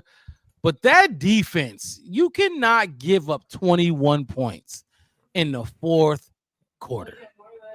You just can't do that, and especially the way you started. If you was getting your ass kicked from the start, and then it continued in the fourth, but when you shut shit down like that, and then you give up 21 points in the fourth, it disgusts me. It makes me look at them all sideways. You got to finish the game. I don't care what you did early on, but you couldn't fit like it. You don't want who they ran the ball. They ran the ball. We couldn't stop it. And it felt like they just stopped being super aggressive. Be aggressive. They should have. I felt like it was a lot of. They should have stayed aggressive. They seem aggressive in the beginning, and I know a lot of people. They like, oh, Montez Sweat had one pressure. Dio had like a lot. Grady Jarrett was up the middle. I mean, if you could watch it, go watch it. I mean, Javon had a couple pressures and in the pocket, and Cosmo said, as a unit, they looked good. If you want to just talk about everybody doing a fucking job, I think Daniel Hardy had the biggest hit I've seen on a Bears special team. Was that a kickoff that he almost snapped Buddy in half? It was the only good when Daniel Hardy hit the punt. I think it was a punt that was covering a punt. No, it was on the kickoff. Yeah, no, it was a good kickoff. Hit. That was good. I think that was the only exciting thing that I seen on special teams the whole entire game. Honestly, that big hit. That's my thing, Wes. Like, people want to keep blaming the quarterback, and Ben Johnson too. But Ben Johnson definitely did. But that special teams was horrendous. It's enough to thank you. To go around. It's definitely enough to go around. If you don't think it is, then because the way 24 points, you should win a game. You should win. Most games in the NFL, you should win with 24 points. 24 points, but I mean, you got missed field goals, block kick, block punts, penalties, plays, everything. Like I said, everything. But remember, I said as soon as I said this game, I hope this game could have been 4 different weeks. It could have been 1 week full of just penalties. It could have been 1 week the special teams went right. The next week, the defense gave up in the end. The next week, the offensive line, you know what I mean? It could have been 4 different games of trash. Coaching the next week, you know what I mean? 5 weeks after you had that. It was just all in one game. Okay, AC. So this is a good time since our guest is away and taking his dog out. AC said, as unacceptable as it is, yes, you can when the offense constantly goes 3 and out and you will run out of gas and become discombobulated. Well, you might because no, first of all, that's an excuse. That is an excuse. You're not going to run out of gas and become discombobulated because you're not worried about what the offense is doing. As a defensive player, no matter what they do on that side of the ball, you have to go out there and do your job. You have to go out there and do your job, regardless of what they do. He can do 100 picks. Even for us, it don't matter either side. Everybody got to step up and play. Everybody got to contribute. And if you can't, you're gonna be sitting on the bench. You're gonna be the main, player sitting out there in the doghouse. You need to step up and play. Got to step up and play. Got it. Everybody. I don't. Both sides. Both teams. I hate when Bears fans try to let the defense off the hook because they played a good first half. I hate that because that's not football, man. It ain't football. You ain't gonna let Caleb off the hook if he plays 3 good quarters and sucks in the 4th and y'all lose. You ain't gonna let Ben off the hook. Nobody's getting off the fucking hook. Not here. Defense got 21 points. Caleb can't play defense. Ben ain't calling the defense. Defense got 21 points. Bears won time of possession. So, I mean, that out of gas shit, miss me with it. We would all love for that defense to continue. We had a pick 6 in that game. Because I see what Bears fans want to do. They want to, pick and choose when they want to hold people to a certain standard and when they want to hold people accountable. That defense let us down. Matty B coming in and said, hopefully Ben isn't scared to make adjustments to the lineup. There comes a time to do so. Go ahead, Wes. You jump in. Oh no, like I said, I just rattled off like 10 of our defensive linemen. Pretty much all of them was available, except for Austin Booker. I know Austin Booker won't be back for about 4 weeks, but I'm pretty sure the rookie, which Shamar was just was he inactive? Inactive. Okay, so that's two out of 6. So you still got 8. You can rotate 8 defensive linemen. We can get into the linebacker. So you got. I just don't get it. If people look tired, I mean, hey, look, I don't know. You gotta. That's my whole thing. Like you were just saying, that for me, that was kind of on Dennis Allen. Like you put too much on your top guys, and that's why I like doing this against the teams we're going to play with their fans and all this kind of stuff. And why I was giving the group smack, because my whole thing is when when your number ones are tired because they've been out on the field or they just run around or they ain't 100%, that production can drop significantly. And where is your next man up mentality, or who's that next person that's coming up? Remember, I talked about it, Rob, with you a lot about it. Like, to be a second stringer, the drop off can't be that big. I'm not saying be an A+ at this position, B+ next. You can't go from A+ to D-. If I take my A+ player off the field, take a break, get some Gatorade, and I put D- in there behind them, that group is not going. The average ain't going to be good. It is just going to look. You're going to give up 21 points on defense, obviously. But that's my whole point of it. And if they was tired of gas or you felt like they couldn't do it, rotate them out, do better. Or somebody was hurt. If they was tired or gassed or whatever, they should have worked harder in training camp and in the offseason to condition your body for fucking NFL football. Like, and AC, this is another thing. The refs were atrocious. And I've been talking to some fans who we can't put it on the refs. We can't keep, to a certain extent. But what we saw, any Bears fan who saw that game, that was disgusting. It was not just the holding call. That was the worst one. But the start of the game was, I didn't like the pass interference on Nahshon Wright. to set them up for their. How do you have 0 passing yards and you have 3 points? Terrible pass. It was a terrible pass. JJ McCarthy underthrew him. Nashawn Wright was right there, and he just ran him over because, dude, they have no, he had nothing. He had no room to, who was it? Who was it? Aaron Jones? That was Aaron Jones, wasn't it? I believe it was Aaron Jones. Yeah. I think he was on there's no way he could have caught that pass, man. It was, and that's my. You see, Matt saying I really try not to blame the refs, but it was atrocious. It was so bad. What I say, Mark, we don't need no extra flags. We can manufacture penalties ourselves in Chicago. Trust me, we'll figure out a way to get a penalty. We got it. Don't worry about it. But that it is, it's bad when everybody's bringing it back up. Like, this is just, it's like a highlight. You know what I mean? And people put it out there and be like, "Did you see this? The darn pancake dude." It is one of the holding calls, right? That one, that's crazy. And everybody "Oh man, that's because Darnell Wright. Everybody said he was top tier because all they hear is Darnell Wright got a holding call or this person got a holding call. If you go look at what they called, it's like, meh. Nah, he's good. That's actually perfect. That's actually one of the best blocks I've probably seen from this O-line. Mm-hmm. You know what I mean? Especially from a tackle. But it makes the narrative kind of hard to defend in a way.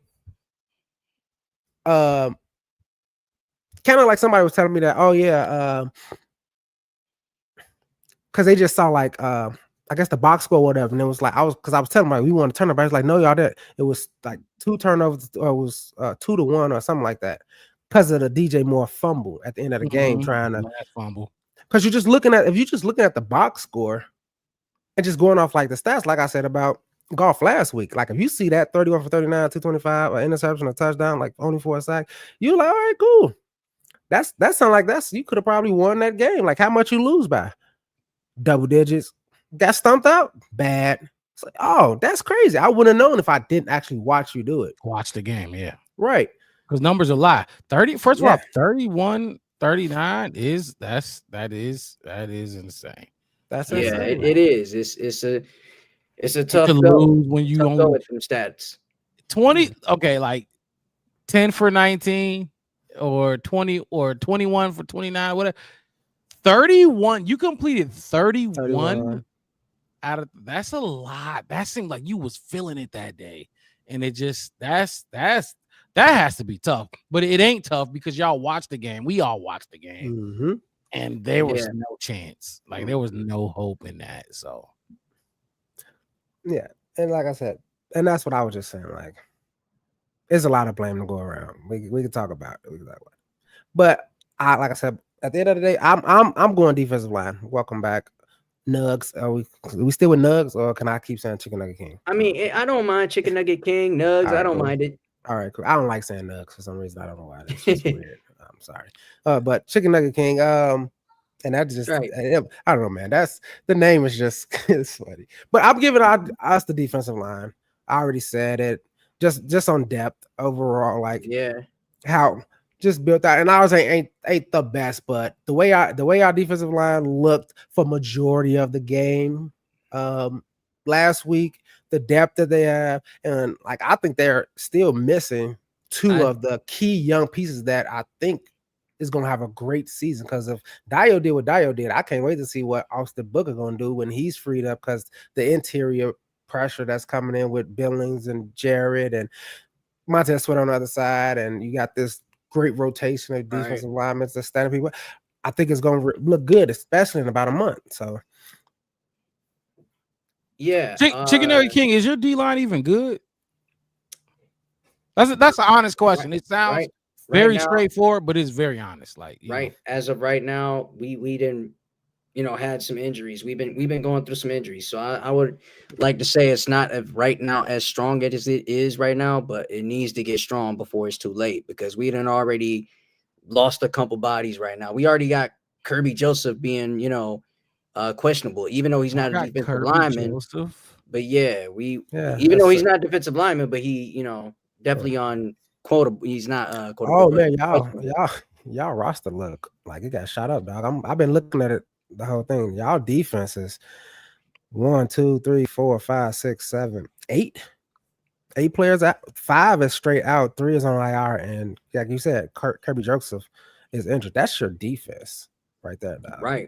Right. And we need our guys. We definitely need our guys to step up and play. That's kind of the reason y'all lost to Washington last year, right? Well, yeah, y'all injuries. lost to Washington. We had about 17 plus guys y'all out. would be down that game for sure. Depth. That's why we do the. That's why we do this. So see what happens when that next man ain't up. Hey, but it's not only for us. It could be for you guys too. You know what I'm saying? I Y'all can know. do that as well. You know what I'm saying? Any That's team my can point. do that. But right, so that when you say it's for us, that's why when we say you have Amon-Ra St. Brown and J-Mo, after that you're screwed. We have those guys. That's what we're saying. We have other guys. We have depth. Honestly, we have more depth than our depth is stronger, and it's gonna sound weird. It's like our depth is stronger than our starters. If that makes not better, but we have better depth than we have starters when you compare it to the overall league. If that makes sense, right? That's what I was saying. Like, oh, you go ahead. Yeah, that makes tons of sense because if in the NFL, right, it's like to me, it's like the NBA. In the NFL, you have to have depth and great, strong presence in the trenches to win a championship, obviously, or have winning seasons. So if you don't got a strong defense that can hold up and make stops and play better, then you're going to be in trouble. They're going to have to play better. They're going to have to step up and stay healthy. If you don't step up and stay healthy, and no one steps up from like the practice squad to move up there and make a difference, then you're done. So we needed that. We need to wake up and get better, and it's only for just right now. We have to, and we don't want Aiden Hutchinson doing all the work. You know what I'm saying? If he does all the work, that means he's gonna break. He's gonna break. Yep. Yeah, and I don't want him to break. We need more help out of that. And that's my whole point about the whole that's why we love doing it with fans from other teams, whether it's in our division or whatnot. And the reason we do it is because we don't know your depth. I can name like I said, I can name your top guys, all that kind of stuff. But once your top guys go down, I'm as a non-fan of that team, I'm probably clueless. I don't know. You could throw some things out there. Like I said, I probably seen him play, but it's that thing. Like I drive past stop signs every day. I can't tell you exactly what they is until I'm pulling up to the street, right? So I don't know.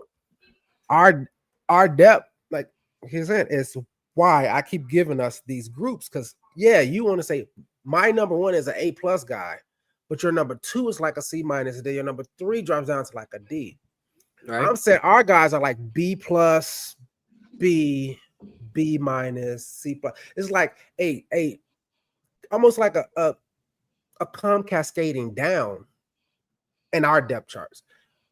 What I've seen so far is most of these other teams, they're like our this guy, he's ranked the top in the league. It's like, but when that guy is gone, everybody else drops down to like a C average. And we know this because we've had this issue with our offensive line for the longest. So we didn't even have our starters at a B something. We were at like C. So the next guy up was a D, then an F. You see what I mean? Tyleek gonna be an impactful player. I mean, Tyleek he's a Buckeye. He's young though. He's young. He's still new, and he's still learning from from DJ Reader, and he got Lee McNeil, coaching him up. You got DB. There's DB, Alex Anzalone, and Jack Campbell, Anzalone. Yep, from linebacker. The linebacking core is good. It's good. It's nice. All right, okay. So let's move on to linebackers then. Let's get to the linebackers. Did we? And I didn't hit neither one of y'all grades. No, we. I'm gonna spend. Yeah. Let's move. We're gonna move on to linebackers. Before we do that, let's go around the horn and just give the D line. Who you give the D line to? I'll start with you at the bottom, Chicken Nugget King. So with D-line, like Montez Sweat, Grady Jarrett, Dio Dangbo, and Javon Dexter. I'm sure you heard of those names. I've definitely heard of those names. They are nice. They are nice players. I ain't gonna lie. So right now, as it stands with my defensive line, before I go to Aiden theirs, Hutchinson. yeah, Aiden Hutchinson. So we gonna have to really. I'd give us a C minus. I'll give us a C minus. Would you take our room or your room though? Like, who is it? Bears room or is it you giving it to the Lions? Right now, until further notice, I'd say Right now. Bears. Okay. I'd give Bears right now. Okay. Until we Wes? step up. So Go get that ball. Go get the ball, defense. This is what they do. Go get that ball. That's what I want that D-line in. Find that ball. Go get it, baby. And can I explain my reason? My reason why is because we not getting home to the quarterback. Y'all gave. I was so pissed. Like I told you at the start of the show, I hate the Packers way more than I hate y'all. Way more. I wanted y'all to beat the shit out of the Packers. But y'all let Jordan Love sit in that pocket, man. But until then, further notice, I'll give it to the Bears. We got to step up. We got to step up and get home, get to the quarterback. I mean, what are we doing having defensive ends dropping back, playing coverage? Aiden Hutchinson, you talking about? It made no sense. Yeah. I saw a lot of that in the end of the third and fourth with us. It's like, what are y'all doing? Why y'all playing back there? Why y'all not getting up in there? Stop being just like I said. Just go back to rushing. To rush your four and just go. I don't know. It's just weird to me. Oh yeah, sure. Go ahead. I'm going Bears. I'm going Bears. Obviously, Aiden Hutchinson is the best name we talked about. That's like y'all number one. If y'all had two guys, I ain't gonna lie, I probably would have went y'all way. But y'all got one. This y'all got one dude. And the interior is the interior rush is not there. Our interior rush has to improve, honestly. Yeah. I mean, not without Aleem McNeil. It's not looking well without Aleem. What was his injury? It was last year. Was it like an ACL? Yeah. What was it? It was like an ACL, something like that. Something like his ankle injury. Oh, it was an ankle. Okay, so he probably because he's been out since last year, right? He didn't. He didn't play in the playoffs. Yep. Okay, that makes sense. AC said wanted Dex, I want to say to eat week one. He was okay in week one. I wanted more out of all of them in the fourth and the second half, but okay. Linebackers. Y'all got Jack Campbell. We got Jack Campbell, Derek Barnes, Alex Anzalone. Okay. Yep, Alex Anzalone. And then we have Malcolm Rodriguez. Then we got Zach Cunningham. I'm sure you're familiar with him. He came from the Eagles. OG. Definitely a baller. Who else? Who else is over there in our that's a deep Grant Stewart. Grant Stewart, he plays linebacker, but most of the time he's on special teams. Grant Stewart. Got some impressive names there. Yeah, no. I mean, I give you got two guys. You got Jack. Jack is a beast. He led y'all team in tackles last year. Anzalone is a beast. He not a beast. Anzalone not a beast. He's good. He's good, but he's not a beast. And I'm taking Tremaine Edmonds and TJ Edwards over. See, Jack is up there with them. You know what I mean? Jack is like, if he's not better than them, but he's like in that company. But Anzalone, he's worse than all three. So I give the Bears this one for sure. I disagree. I would disagree because he is a phenomenal tackler. Anzalone, right? Yep. And he's all over the field. You hear his name a lot. Yeah. I mean, that's because most people don't know who the other guys are. But to me, to teach his own, if you see him all around the field, he's making plays. I mean, we can pull up his numbers. His numbers don't lie. Who's? Anzalone. Alex Anzalone. You got it, Wes, or you want me to? I was. I mean, our safety. It's coming up. I mean, if you want to look it up, I'm looking up Derek Barnes too right now because I don't know who that is. Yeah, Barnes. Derek Barnes. Bro, he played at Purdue. How can you not know that? Yeah, but he said, "How can you not?" But not Derek Barnes he's not up there with the other guys though. That's what I'm saying. Like Derek Barnes is gonna be like Noah Sewell, but Noah Sewell looked pretty fucking good if he was in the starting role. That's but what anyway, brother. Like I said, Panay's brother. You're giving Panay's brother. You're giving fan favorite kind of thing. Like we know him because that's our guy. Like Jack Sanborn. If Jack Sanborn played for the Lions, I probably would never know who he is. Good, he's a good linebacker though. I know that. But is he up there top? Like I said, you're taking is he top 10? Is he top 10 or top tier? Might not be talked about like the other guys are, but he brings something. You know what I'm saying? That's the best thing about that. He brings some good production at linebacker. He can rush. See. Who? Anzalone? Alex Anzalone only he did miss a lot of time last season. He had two really good seasons with you guys. Yeah. Anzalone is good. That's what I'm saying. He's good. Anzalone, yeah. But you know what I mean? I know him though. That's what I'm saying. The Barnes dude, was it Barnett or was it Barnes? Derek Barnett or Derek Barnes. Barnett. Barnes is like I said, he's Derek Barnes. All right, is he gonna play? He only played 4 games in 2 years. He's playing. Yeah, we're really talking about Anzalone and he made a hell of a play against against Tampa Bay to get to the NFC Championship game. Jack Campbell not healthy, right?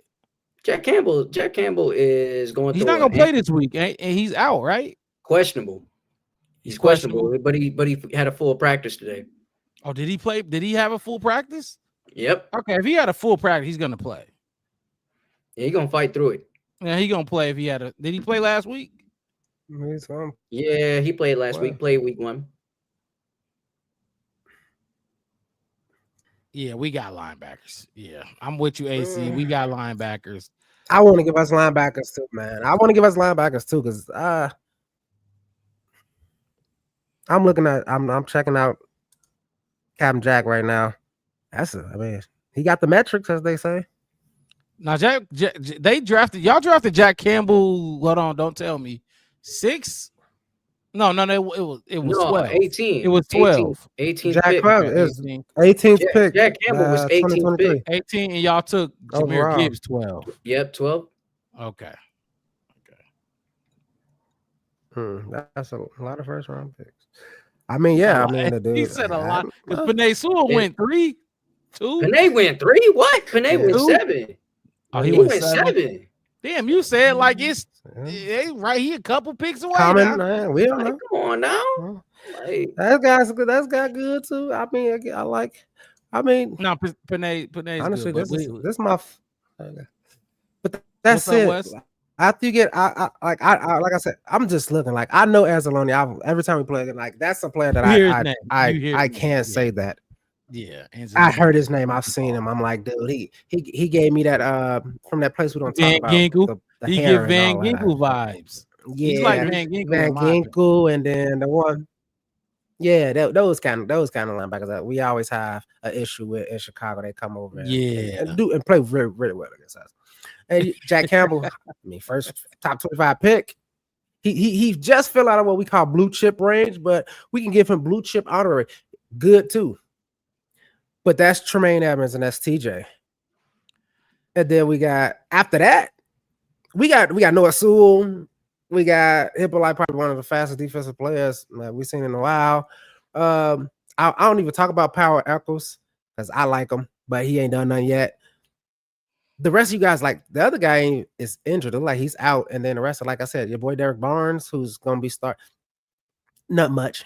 He ain't even played in. I don't know if he was injured or what, but he ain't played in 2 years. So hopefully his conditioning is good because it's coming live rounds. So I'm definitely going us, Mark. I don't know if you concur. I don't know if Chicken King. Them Super absolutely. Boys. I don't think he even. Yeah, no. It's Bears. It's definitely Bears. It's definitely Bears. This comment right here, this is from earlier. I'm sure he's just starting the show, but he like behind. Did DeMarc just say he had to think about who he would start between Goff and Caleb? Stop the cap. I'm sure he's going with Goff. I'm sure he's going with Goff. So that's two. I don't chicken nugget king. I'm sure you gonna probably pick your boys, but I don't think you even really know your linebackers that well, for real. But yeah, and as you say, I mean, they not world beaters. They're good players, right? Good players. Good players. I mean, that's a hell of a compliment to me.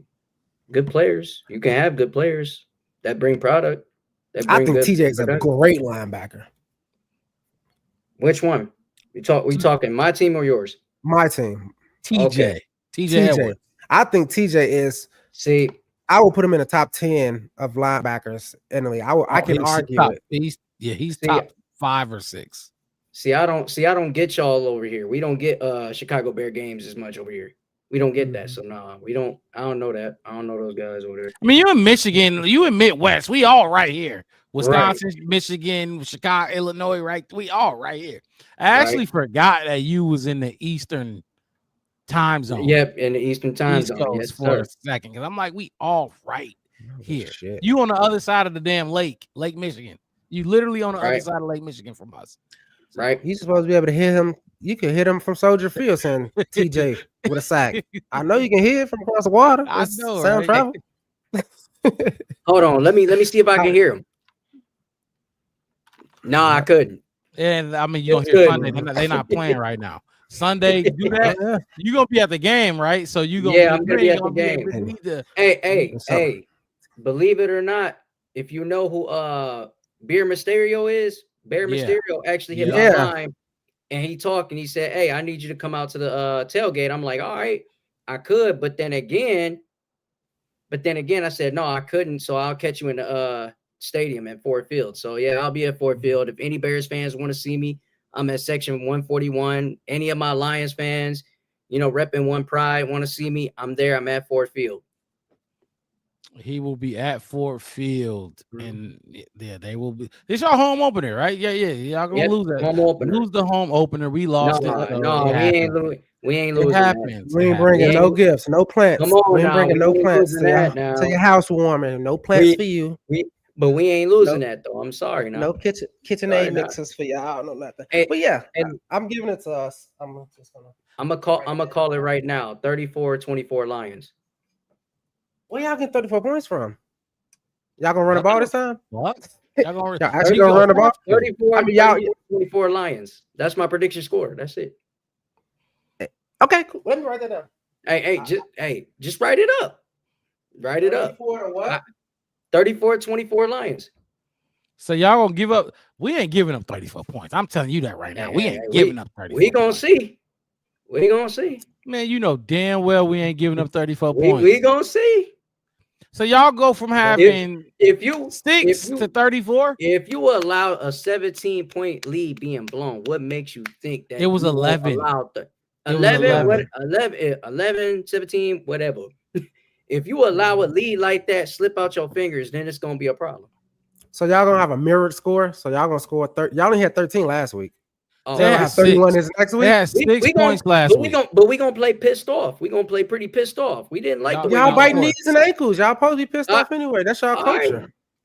Right. Hey, what you think the score gonna be? What I know the score gonna be? What you know the score gonna be?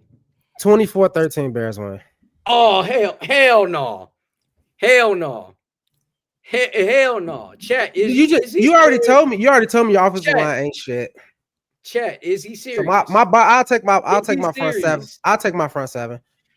And JJ coming back. We already see what Nashawn Wright is. Coming that pressure. He gonna throw it 31 be better up the middle than we was last week. Last week? That's the crazy part. 31 for 39, 5 picks. Did he throw 5 picks before? Hey, yeah. He did. Look, we threw 5. We might have threw 5, but we still won that game, right? We still won that game with a dub.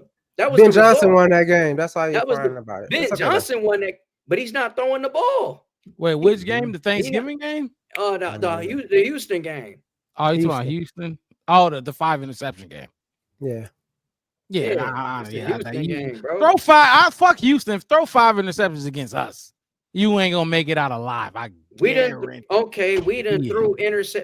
interceptions against you, like I think 3 or 4. Nah, he be on his best behavior. No. It was a game. On his best behavior. It was a game where y'all came here and y'all had Justin Fields as a quarterback. It was that one game. It was Justin Fields always killed the Lions. Don't do that. That's why Aaron Glenn picked him up. Because at that time, we threw like 3 interceptions and y'all had the lead in the 4th quarter and it was late. You talking about that like 4-minute, 6-minute comeback, whatever? Yep. And we came right back and won. Ago. That's 3 years ago. And you want to talk about we haven't thrown interceptions to you? Yeah, we thrown some. No, I'm not saying too many. You ain't throwing 5 and winning. If we threw 5, hell no, we can't win against you. If we throwing 5 against you, if we just doing some terrible shit. But if we threw 5 interceptions in that Houston game, we could have never pulled that off. Honestly, I ain't know how in the hell we pulled that off, but we pulled it off and we got the win. That's a team effort, team win, easy. But y'all signed Jake Moody, I see. Yeah. I mean, he might replace Cairo Santos, huh? I mean, Cairo Santos so small. Like, where do you think power comes from? Like, this ain't anime. This ain't, some little strong dude can throw. No, he little. He's tiny. Like his leg is not that. I mean, it better get like that if you want to make field goals. Nah, he needs to just go ahead, go to Union Station, man. Check out. And look, if you want to make field goals, it better be like that because you ain't got a Jake Bates. You don't got a Jake Bates. I do. That's what you don't got. You got a Jake Bates? He on my fantasy. It's Jesse Bates. Jesse Bates on my fantasy. Jesse Bates. You got a Jesse Bates, but you ain't got a Jake Bates that's kicking the field goals and make it 60 yarders. No, your kicker is Jesse Bates, not Jake. But I think Jake Bates. It's Jake Bates. Our kicker's name is Jake Bates. Jake Bates. But hey, look, I'm sure if you want to learn something in that department, try to learn it from us on field goal kicking. Yeah, we kick good. We kick field goals. We got a good kicker, bro. We got a good kicker, and we got a good kicker, and we can just make sure that matter of fact, we might even not settle for 6. We might not settle for 6s. We might settle for 3 and still win the game. We might do that. We might settle for 3 and still win the game. We know what a good kicker is. We know what a good kicker is. We had Robbie Gould for many, many years and won games with no touchdowns just off Robbie Gould's foot. We know exactly what a good kicker can do. And I ain't even mad at you. I'm not gonna knock you on that at all. And look, I haven't seen Robbie Gould since Madden 2002. I was just saying, you saying, do I know what Jake Bates is? If he's a good kicker, I know. Because I know what you ain't winning. You're not winning shit kicking field goals. I'm telling you that right now. Yeah. Jake Bates, Jesse Bates, whatever the fuck he is, it ain't gonna happen kicking field goals. Well, the base man, you're gonna have to get in the base man. He gonna have to get in the end zone. You're gonna have to get in the end zone. Like, what are we talking about? Did you just say field goals? He gonna have a field day tomorrow. He gonna have a field day. That's probably what they're gonna get in this game. Oh, that's all we gonna get in the field. We gonna get field goals, no points. We're not scoring 6. We're not scoring 6 points. We're not gonna get in the end zone this game. Maybe. I'm telling you, I didn't see how hurt y'all was. It's just Wes, I'm right there with you. Yeah.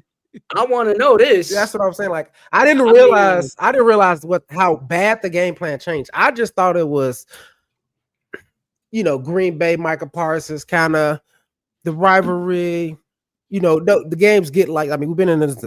I've been in this. I get that. But when I'm looking at hey, look, I'm gonna tell you something. Did you hear what your defensive coordinator said about Ben Johnson when I asked the question this week? He said, "What does Ben Johnson do?" What did he say? What does Ben Johnson don't do, or what does Ben Johnson weaknesses is? What did your defensive coordinator say? He asked him what's so great about Ben Johnson. He said everything. And what did he say? Yeah, Everything. he said, "Yep, that's what he said. Everything." Said everything, and not only he said everything, but he said this is like training camp practice. You believe that too, though, right? You believe everything is great about Ben Johnson, right? Absolutely. You know, as an offensive coordinator, but as a head coach, he's not gonna be that dog. He ain't gonna be a dog at a head coaching now. Boy, you sound just like Amon-Ra. You sound like you watched the 33rd. But the difference is right. The difference between him and Amon-Ra is Amon-Ra is more hopeful that Ben Johnson is not the dog or nothing. Cause he's like, I don't think you got it in you, Ben. That ain't you. Stop playing, Ben. Cause if it is, man, he always say at the end of it, if it is, fuck. We fuck. Hey, that's exactly that's what he said. He said all the time. How Chicago get all this money? They just throw $30-40 million here. They got infinite money. Fuck. Right. Yeah, but and this is his job, so he know what he's talking about. I'm just saying. Yeah, he do. And to me, he got to prove himself to say that he everything and above. No, and he does. Hey, he got to prove himself a head coach. I mean, I could see him being a great OC, but he's not a head coach in my opinion. He's just not that. Like Amon-Ra said, I'm with Amon-Ra on that. Like he's not that guy like that. Amon-Ra was hating. He's trying to say like he already said it. Ben, I know you. You're not. That's not what you do. Like, shut your bitch ass up, Amon-Ra. That shit. You don't want to. We finna clip Amon-Ra got his right to talk his stuff though. Y'all heard it's okay. I get it. Trust me. If I had like an offensive coordinator like that, and we had the success y'all have, and he went to Green Bay, I don't know, man. I'm not gonna say violent things on here, but yeah, violent thoughts.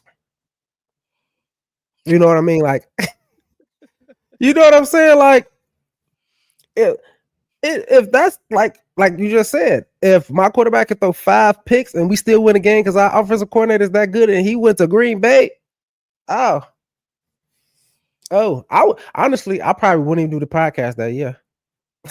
I probably just wouldn't even do the. Hey, Mark, I'm taking a year off. Take a sabbatical. Go to Tibet. Become a monk. Like it would hurt. It would sting. And you see it all. And like I said, everybody just hopeful that he won't. That's just crazy. But I got us down for linebacker room. I mean, we got linebacker room. What I think though, I don't.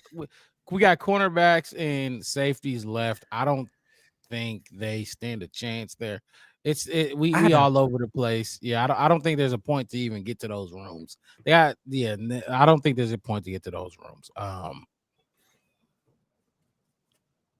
You know where I'm going. I don't even know. Hey, to be honest with you, this is gonna be one hell of a game, though. We got safeties. We do. We actually do got. You got Brian Branch, right? Yep, Brian Branch. Who's the other guy? Kirby Joseph. And he out. We just talked about him, didn't we? No, he's not out. He questionable because we got questionable. We got Meek. We got Meek Robertson. We got Avonte Maddox. We got Terrion Arnold. Maddox was in Philly, wasn't he? Yep. He was in Philly. Okay. He was in Philly. Then you got Terrion Arnold, Ennis Rakestraw.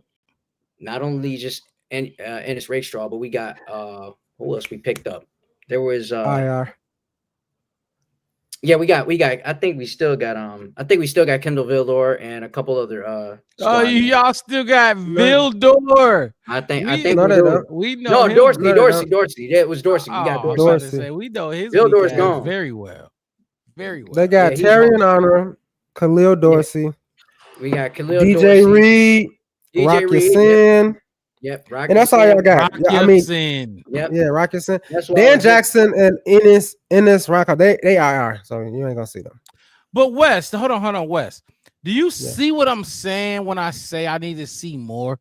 Because last week, Minnesota's cornerbacks were not they're not scary. So why the fuck are we not just dogging them? I didn't see one. When is one of these dudes gonna have 150 yards? Look, but our corners. I watched the tape. Scary good though. Boy, did you see when you let Jaden Reed and what the fuck? Who's they naming? Romeo Dobbs and something Wicks and a bunch of tier 2, tier 3. They ran routes all over them wide receivers. I mean, not wide receivers, but them cornerbacks. Hey, Come on, I'll look at the game. I'll go look at the game. Keep talking. It's week one. It's week one. You got to bounce back for week 2. As a team, for sure, but individually, but they have to. They have y'all looked. They ain't Jalen. They ain't. I mean, Nashawn Wright as a nugget we found are just crazy. They gonna play zone. They gonna try to play zone. I'm telling you. Tyreek Stevenson, Kyler Gordon. If you play man, gonna sit there, sit in the pocket, everyone get it out. And like I said, everyone was chipping. Yeah. What'd you say? Everybody was chipping. Yeah, we was doing a lot of wide receiver blocking. Like, I don't know how many times I've seen Roma Dunze in motion and trying to block in a gap in between the offensive line or a chip or somebody, which is fine. I'm just saying that our cornerbacks is better than y'all's. I don't think so. You really don't think so, Chicken Nugget? No. This motherfucker, how? You're not good. They're not. We got an all-pro over here. You do know that, right? I was going to say, right, we have an A+, y'all don't have an A+. So how can y'all keep winning these other rooms just because of an A+ player? But when we get a room with an A+ player with a B+ player and then a B player and then another A, and then, you know what I mean? Another B player. We got JJ A+. We got Kyler Gordon, even though he's injured right now, but A. We got Tyreek. I'll even get Tyreek a B-. Nashawn Wright looks like he's going to be a solid B. Then you get like, yeah, y'all got a B-, a C-, then like almost like y'all don't need to crack the A. So if our A+ can't cover our whole group, then how can y'all win? Right, receiving rooms, tight end rooms, all this with just one A+ when y'all drop off is so major. He know that's why he keep going off the screen. He know that. Like look, knock it off. Yeah, tell him knock it off. Fucking trash. You know, y'all ain't got no. That was week. That's week one, bro. That's week one. Things happen like that. Keep talking about week one, but look who y'all win against at wide receiver. I see if y'all win against Justin Jefferson, but you got Jordan. Hold on, let me break it down. Dobbs, Reed, Kraft, and who else? And who? Matthew Golden.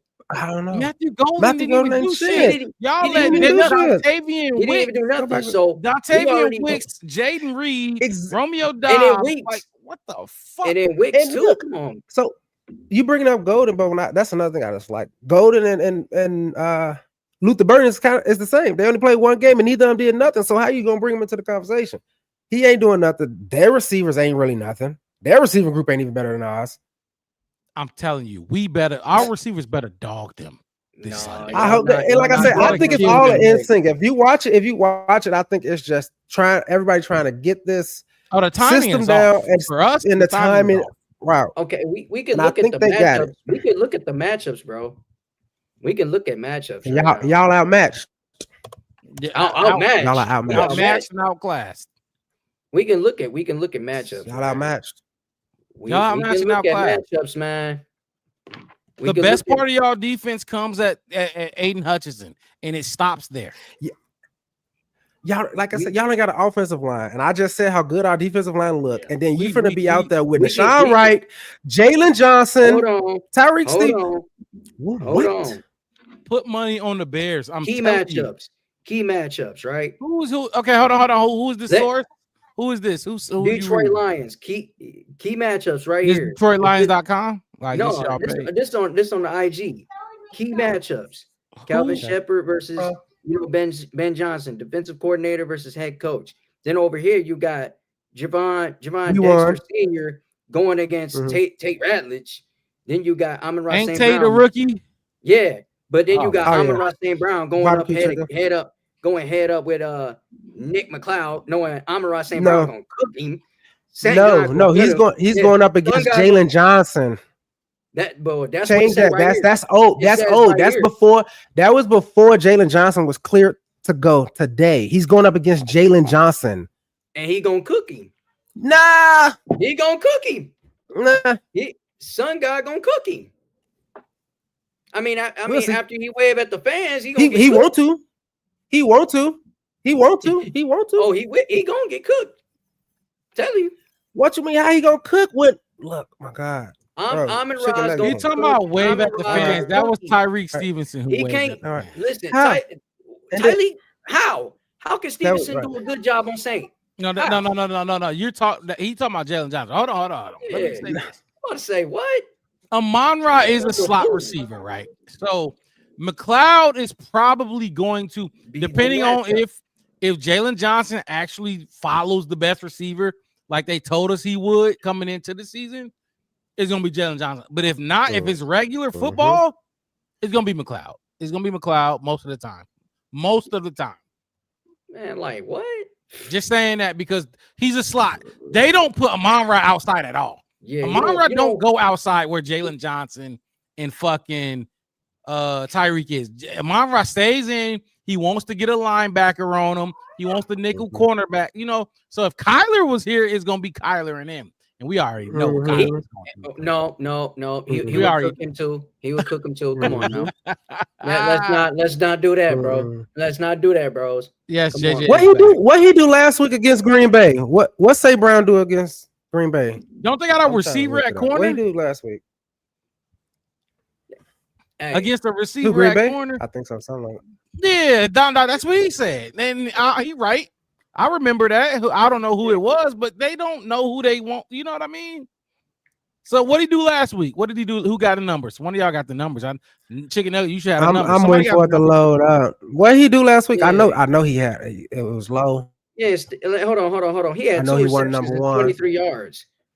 He only had 2 catches. Yeah, 2 catches and 23 yards last week.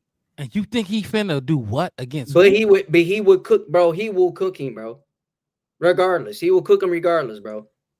Stop it. He would cook him. That's food. That's straight food. Like I said, I'm not saying that. I'm not saying St. Brown ain't good. I'm saying that. I ain't saying I'm that. saying, look, I'm saying he could get another one. He can get another week like that. Jay Jetta can get another week like that. Like y'all keep acting like coming into to Chicago like these quarterbacks ain't shut down the top guy. I misread. It was 4 receptions and 45 yards last Ben week. Johnson is gone. Oh, you doubled it. You multiplied by 2. That was that's cooking. 4. But I misread. 4 for 47. That's cooking. I misread, bro. I misread. I got you. But 4 for 47 is that cooking? He can cook him. He can cook him. He could.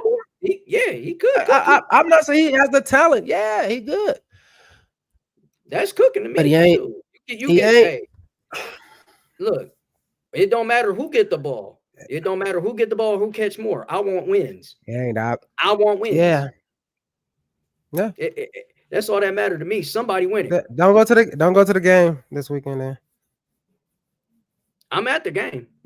I'm just saying. You said you wanted wins. I said if that's the case, then just don't go to the game. I want wins. I want to see wins. I mean, at the end of the day, it don't matter who get 5 receptions, 4 receptions, 2 receptions. Anybody can get the ball and get hot.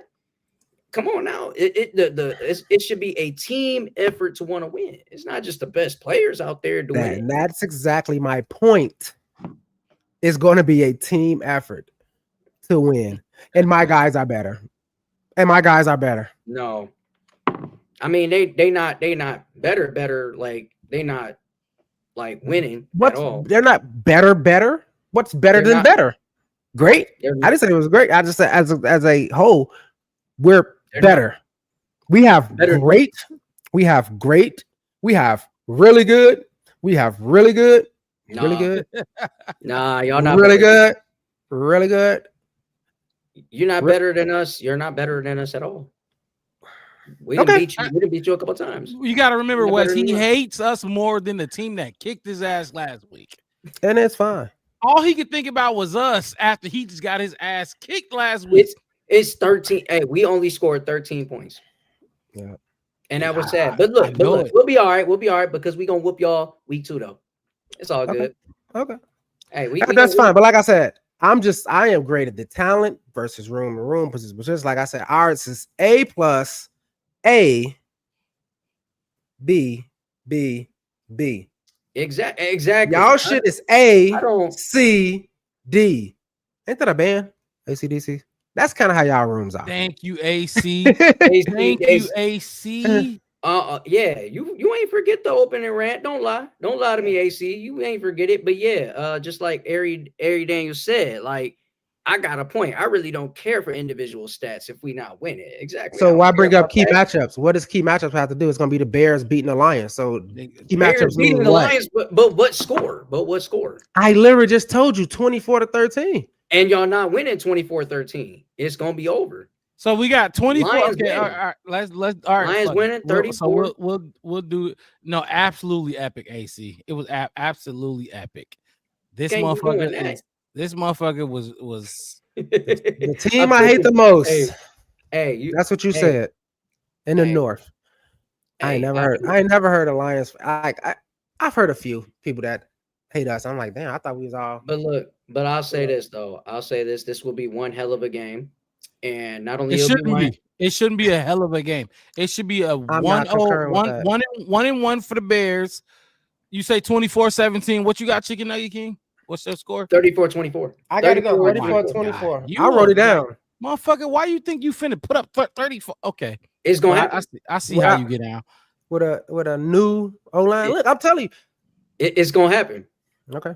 Watch. It's going to happen. You're going to see. You're going to see. And at the end of the game, I'm going to FaceTime y'all. I'm going to show y'all the score right at the end of the game.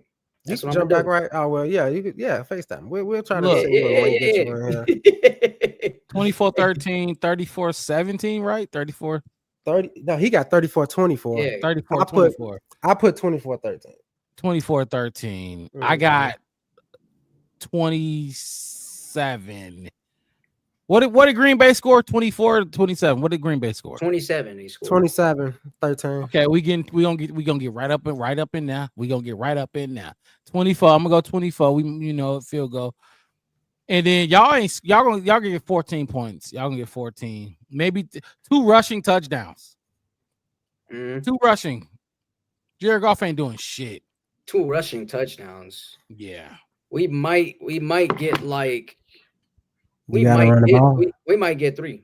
I'll say 3. We'll get 3. Oh, 20 carries? 3 touchdowns? That's crazy.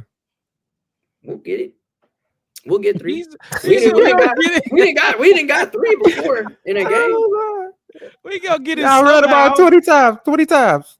We're gonna run the ball. You better hope y'all get the same refs that we had at Soldier Field.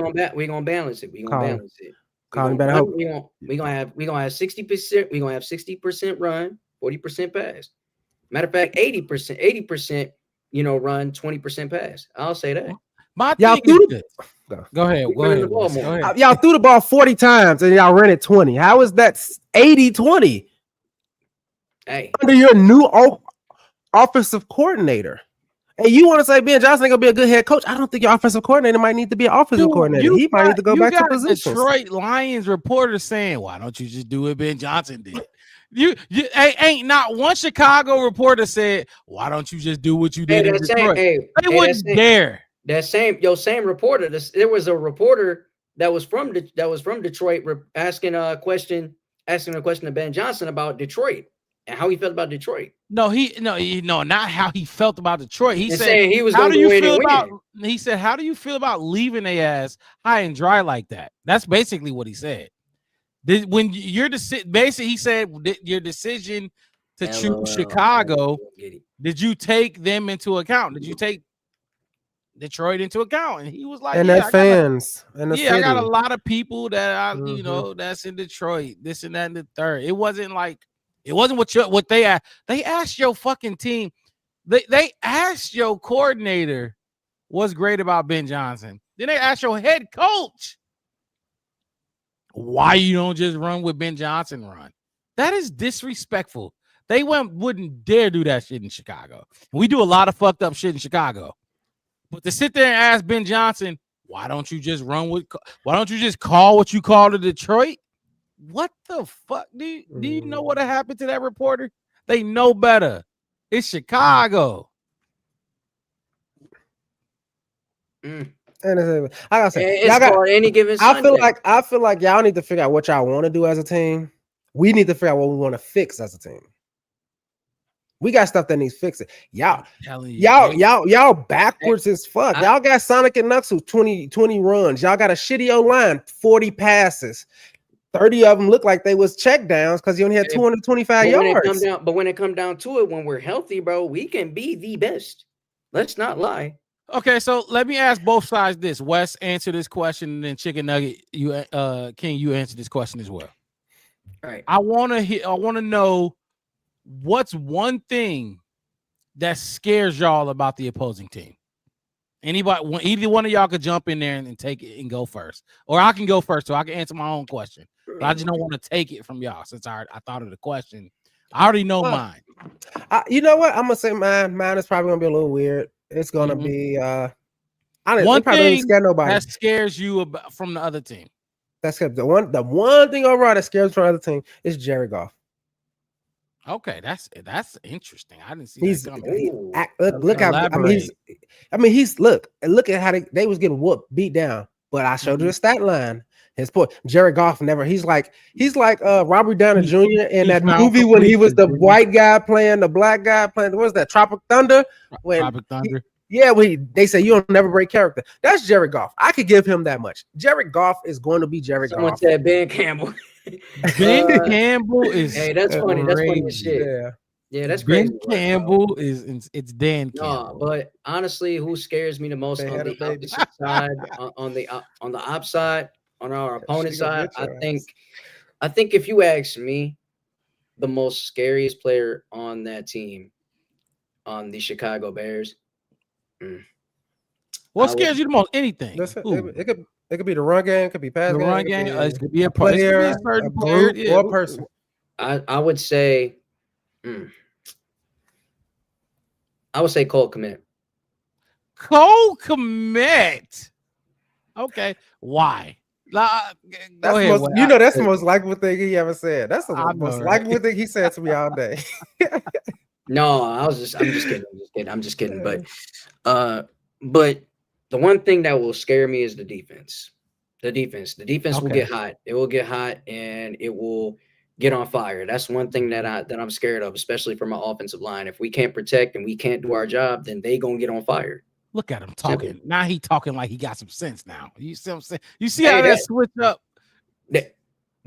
I'm just letting you know. I'm just letting you know that the trash talk is incorporated too. So don't hate that. Mm-hmm. Don't hate that. I trash talk, but I talk love. Trust me. All love.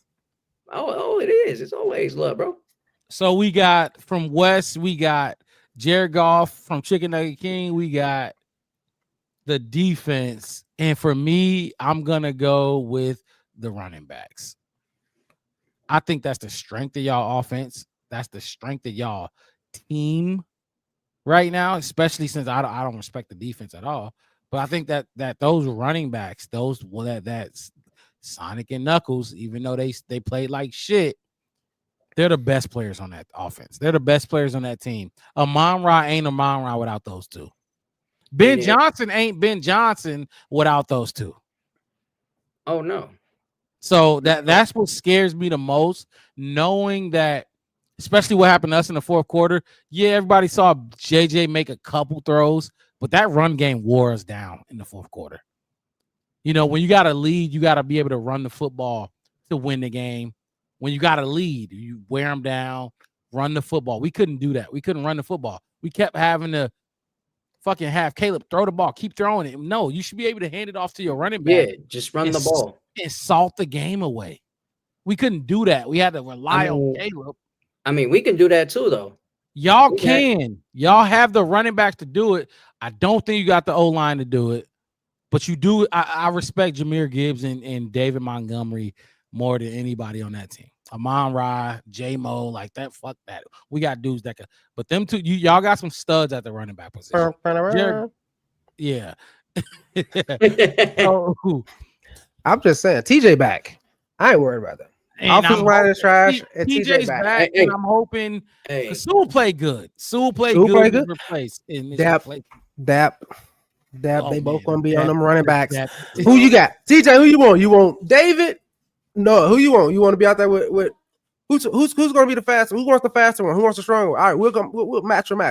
When he catches breath, I'm gonna catch my breath. You know, remember I used to do that? I forgot who it was. They used to take out every time. I think it was when they used to take out when a certain player got on the field, they'll bring in that matchup player and just keep them basically matched up with that player. Yeah, subs. Yeah. I'm talking about cousins. I'm talking about related. I got him every time he come off the field, you come off the field. When he back on the field, you back on the field. I ain't wasting not a down, not a minute, not a second on nobody else. I need you right there. You just want the whole thing. You want the whole heat, exactly, the whole fire. Yeah. Mm-hmm. And I think that the interior, if it's banged up and not got that chemistry, I'm telling you, Mister, I'm be respectful, Mr. Chicken Nugget King. If that interior offense, if anything like ours was, yeah, who cares what running back says? Who cares? Oh my gosh. Who cares? Like Matty P said, I will never understand why we never paid Monty. It ain't gonna matter if the point West making right now. They gonna keep going. It ain't gonna matter. That's why, because we didn't have the offensive line. We shouldn't worry about Ben at all, to be honest. That's just what it is. You gonna be every time the offense on the field, Chicken Nugget King, the only thing you're gonna be thinking about is Ben Johnson. We heard it. Do I need to play it again? I think we should exit with it before we leave. Damn it, why? We don't need to tell me why, damn it. We don't gotta damn it. Why, Ben? The whole fan base ain't gotta worry about him. We ain't gotta worry about him. I know the players do. We gonna be ready. That coaching staff do. They gonna be ready. I know y'all gonna show up to work. It's okay. We'll see y'all there. Y'all better be loud. Y'all better y'all better leave that building horse. Oh, we gonna be loud. Because if we go up like 14-0 or something like that, or a 10-zip, and we not kind of hush. We're not blowing no leads. What? Oh what? My gosh. What? Y'all not. What you mean? Y'all what not you mean? 14-3. You got Jasmine Bates or whatever you call her name, whatever the kicker. Jake Bates. Jessica Bates. Right. Now y'all got the kicker, man. Yeah, he can kick it from 60. He can kick, Jake Bates, he can kick it from 60. I'll give you that. 14-3 though, and y'all get quiet. Ain't gonna be no 14-3. Let's just go into it. Okay, if you saying it's gonna be 14-3, you talking in the first half? Because it ain't gonna be like that. That's what I just said. If we go up like 14-3, we just went up 17-6. We went up 17-6 on the Vikings at halftime. If we go up 14-3 on y'all at halftime, and you go get some extra nachos and grab that extra Bud Light and sit back down, like, man, we better not lose. And y'all start getting quiet, and get hushed. It's gonna be back and forth. That first half is gonna be back and forth. Between who? You and the person next to you? Because that's only argument. Not between. All right, I'm expecting a very I wouldn't say super lopsided, but I expect this Bears team to come in and get after it. You've been going to the games like your whole life, like you go. Yes, I'm a season ticket holder. So before like this whole little run y'all been on, how was it in that stadium? Like, was it? Cause I know it ain't the same. Obviously, winning it's not the same. That's obvious, but like our fandom just doesn't stop. Like no matter if we did go 0-16, we still got a sold out crowd. That's loyalty. Win, lose, or draw, you're gonna be there for your team. Like if you guys went 0-17, right? We didn't do that. If we go do that, but like I said, it don't matter win or lose, draw. We gonna come out, bro. It didn't matter. It didn't matter at that time because when we were 0-16, it was still sold out. Still brought tickets. That's sickening. Y'all at Ford. Y'all, what's the owner's name of y'all team? Who's y'all owner's name? I don't know. Sheila Ford. She is something about. I know it's something Ford. Sheila Ford. God damn. This they pass the game next week right here, Mark. This will be passing by Sharon nachos. Ain't no passing nachos, bro. We'll see. Y'all was really showing up on. That's sick. We be pissed. We won 6 games or 5, whatever. We win that, man. We be pissed. But y'all still showed up, right? But y'all lost. Y'all won nothing. And I think, okay, you don't just hold on. You're not just shocked that you won nothing. Y'all knew y'all want to win in those games that y'all was showing up to, and y'all was still just showing up. But that's the fandom. That's a part of the fandom. That's the It's pride. it's a part of the It's fandom. much respect to y'all. Mm. And plus, it's nothing much really else to do. Yes, you know, I don't even buy the Bears shit right now. Until Hey, you might not buy it. If I was a Lions fan, bro, all of this shit, there would be nothing that had a Chicago Bears emblem. Mark, I wish they would go 0-16. Motherfucker. So Mark, if the Bears go, if the Bears did go 0-16, what you do? What you gonna do if they went 0-16? Dude. What would you do? Mark wouldn't even let the movie The Lion King in his house. What? I'm talking about Bears. I'm just saying. He want nothing Bears in his house. No bear, no Teddy Grahams. The podcast gonna keep rolling because this is my shit. This is what we, you know what I'm saying. This, you know what I'm saying. Wes, this I always told you, this is us. If you're gonna buy any merch, buy our shit. But this is what I do. Fuck the Bears. Always fuck the Bears. They ain't getting no money. He said that this organization ain't getting no money. If I'm not buying shit now from the Bears, if they was over?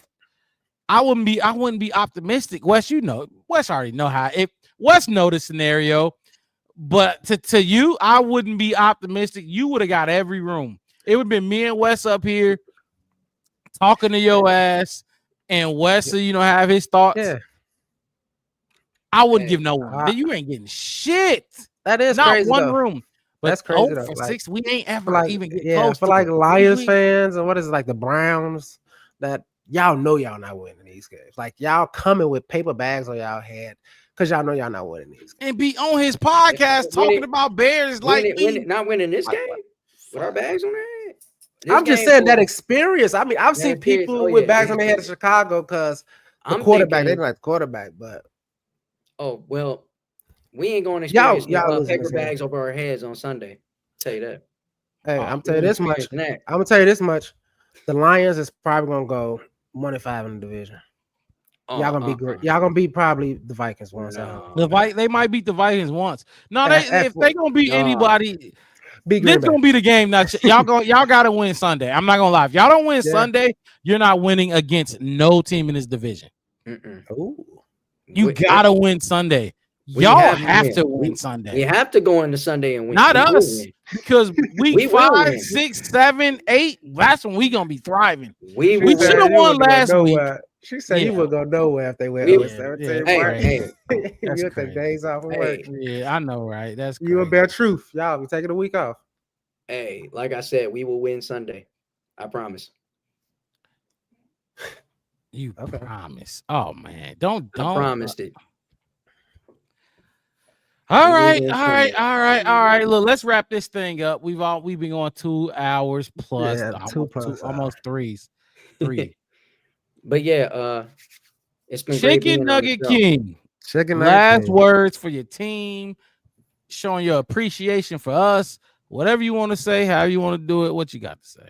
Hey man, it's been cool, chopping it up with y'all, trash talking, and even not just trash talking, but talking ball on basics of each, skill position. That's cool. And I really appreciate being on the show. I appreciate the hospitality, and I definitely appreciate the comment section keeping up with me and talking with me too. But yeah, make sure you go out there and subscribe to Chicken Nugget King 313 on my YouTube channel right about now. Do that. I'm at 328 subscribers. And also make sure you go get our gear at lionsnationunite.com. Herman Moore, all that. Yep, it's all there. We got that. Sweaters, hats, T-shirts, whatever, all Lions related. So go holler at us. So that's right. So I did see a little something. So you rocking with Herman Moore for real? Like y'all like? Yes, it's basically a content creating community. That's community, right. Yeah, so basically, it's all for Lions content creators. So I'm happy to do it, and I'm proud of it. Very proud. That's dope. That's definitely dope. Herman Moore. Everybody know who Herman Moore is. That's a pro Hall of Famer, man. That dude right there, man. If it wasn't for him, I wouldn't be where I'm at today. Because he told me, "Hey, keep doing what you're doing, man. Your passion and the way you carry yourself with the interactions and shit, it just makes everything cool. Like, keep doing what you're doing, because it's bringing people in. Even if you trash talking, it bringing people in. Nah, you definitely a character. You definitely, I don't know, that energy that you was having on your show, solo show, when you was talking about the Bears, this and that and the third, it kind of died down. I think you knew what was. I think you knew that was a little false. That everything you was saying a little false. Oh, but no, couldn't be false. Nah, it couldn't be. if it's true hate. Nah, I seen it. I already seen it. I was wondering like what that was about. Like if it like because I realized it was like a community of all y'all with Herman Moore, and it's like Lions Pride. What is it called? It was like Lions Nation Unite. Lions Nation Unite. That's what it was. Yes, sir. So yeah, y'all go check that out if y'all want to see a Hall of Famer and a bunch of other content creators surround, doing their thing. I looked at it myself. Like I said, I seen him. I'm like, damn. Herman Moore, he tagging you and this and that and the third. So keep doing what you're doing. And 328, go hit that like button, subscribe for him. But appreciate everybody tuning in to the Black Bear Podcast, of course. One word, no spaces. We are on the road to 500. 500. Subscribe to the channel, man. If you're watching on Facebook or Twitter, go over to YouTube. Hit the like button for us and subscribe over there. Yeah, subscribe to these guys, man. Subscribe to them. They real cool. I appreciate them giving me a warm welcome, man. And to Bears fans out there, y'all know what it is, man. Go meet me at the game. Lions fans, you know what it is. I will be at the game, supporting, yelling, screaming, cheering my ass off for my squad, bringing my trash talk as usual. And I'm going to have fun. So, let the games begin. I love it. If you see him out there, please terrorize his ass. No, please terrorize his ass. If any Bears fans in the Detroit, Michigan area, anybody that's going to Ford Field, terrorize Chicken Nugget King. Put out the bear signal in the sky. Get there. Take a ticket. Go to McDonald's, buy a 10-piece, and just drop them on the ground and stomp on them in front of them. Do shit like that. That's a waste of money. I'll do it. I'm vegetarian. Exactly. That's a waste of bread, man. It's a waste of bread. You're spending all that money to go watch the Lions lose. That's a waste of bread. So not at all. Wes, that's a perfect treat. That's a perfect treat for me to see my team beat y'all on Sunday. Talk to the people, Wes. Hey man, like I said, it was great seeing y'all on a Friday. I know it's Friday night to have y'all in here with us, chatting with us. Appreciate it. Chicken Nugget King, I'm already on your dog. I'm on you on X right now. I'm already got your page logged up. So that way, so every time something happens, I'm at you. I live in Arizona, so I'm gonna have to add. It's gonna be from long distance. So I'm gonna shoot you a follow back, no problem, for sure. I definitely will. You followed them back already? Nah, I'm just Hold on. Let me see if we got notification. Yeah, we got one. Chef West. Yeah, I got you. Follow right there, dog. It's the Hefner. Act like you know it. Chicago Bears, baby. Look, hey. Let's go. Again, Chicken Nugget King. Appreciate you joining in. Appreciate everybody tuning in to us. I had to ambush you like that at the beginning of the show, but you put it out there. You said all those words. You said everything. You did the crying thing. About your team. Appreciate you taking the time out your night to come in here and talk about your team. But traitor. We got to show this again. Why? Damn it, why? I want to know why, damn it. Why? You broke my heart. My voice is breaking. My heart is broken. I can't take the look of this. I can't.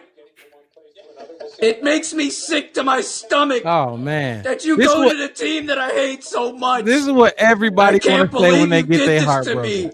All through high Why? school, Damn it, middle why? school. Uh, Oh man, Chicken Nugget King, people. shout 313. out. Hey, That's thank good you, shit. That's thank good you. shit, man. Hit the like button, subscribe to the channel, the Black Bear Podcast. One word, no spaces. Also, do the same for my guy Chicken Nugget King 313 on YouTube and Twitter. Y'all have a good rest of y'all Friday night. We out of here. We'll see y'all Sunday afternoon after the game, recapping the entire thing. Me, Chef West, and the boys will be here. Chicken Nugget probably gonna be doing his thing. We got to get out of here. Y'all have a good rest of y'all Friday night. Go Lions, one pride. Okay. Mm. Okay. I don't want to get canceled. I ain't gonna talk about pride. I'm done. Hey, good night, people. We out of here. Peace.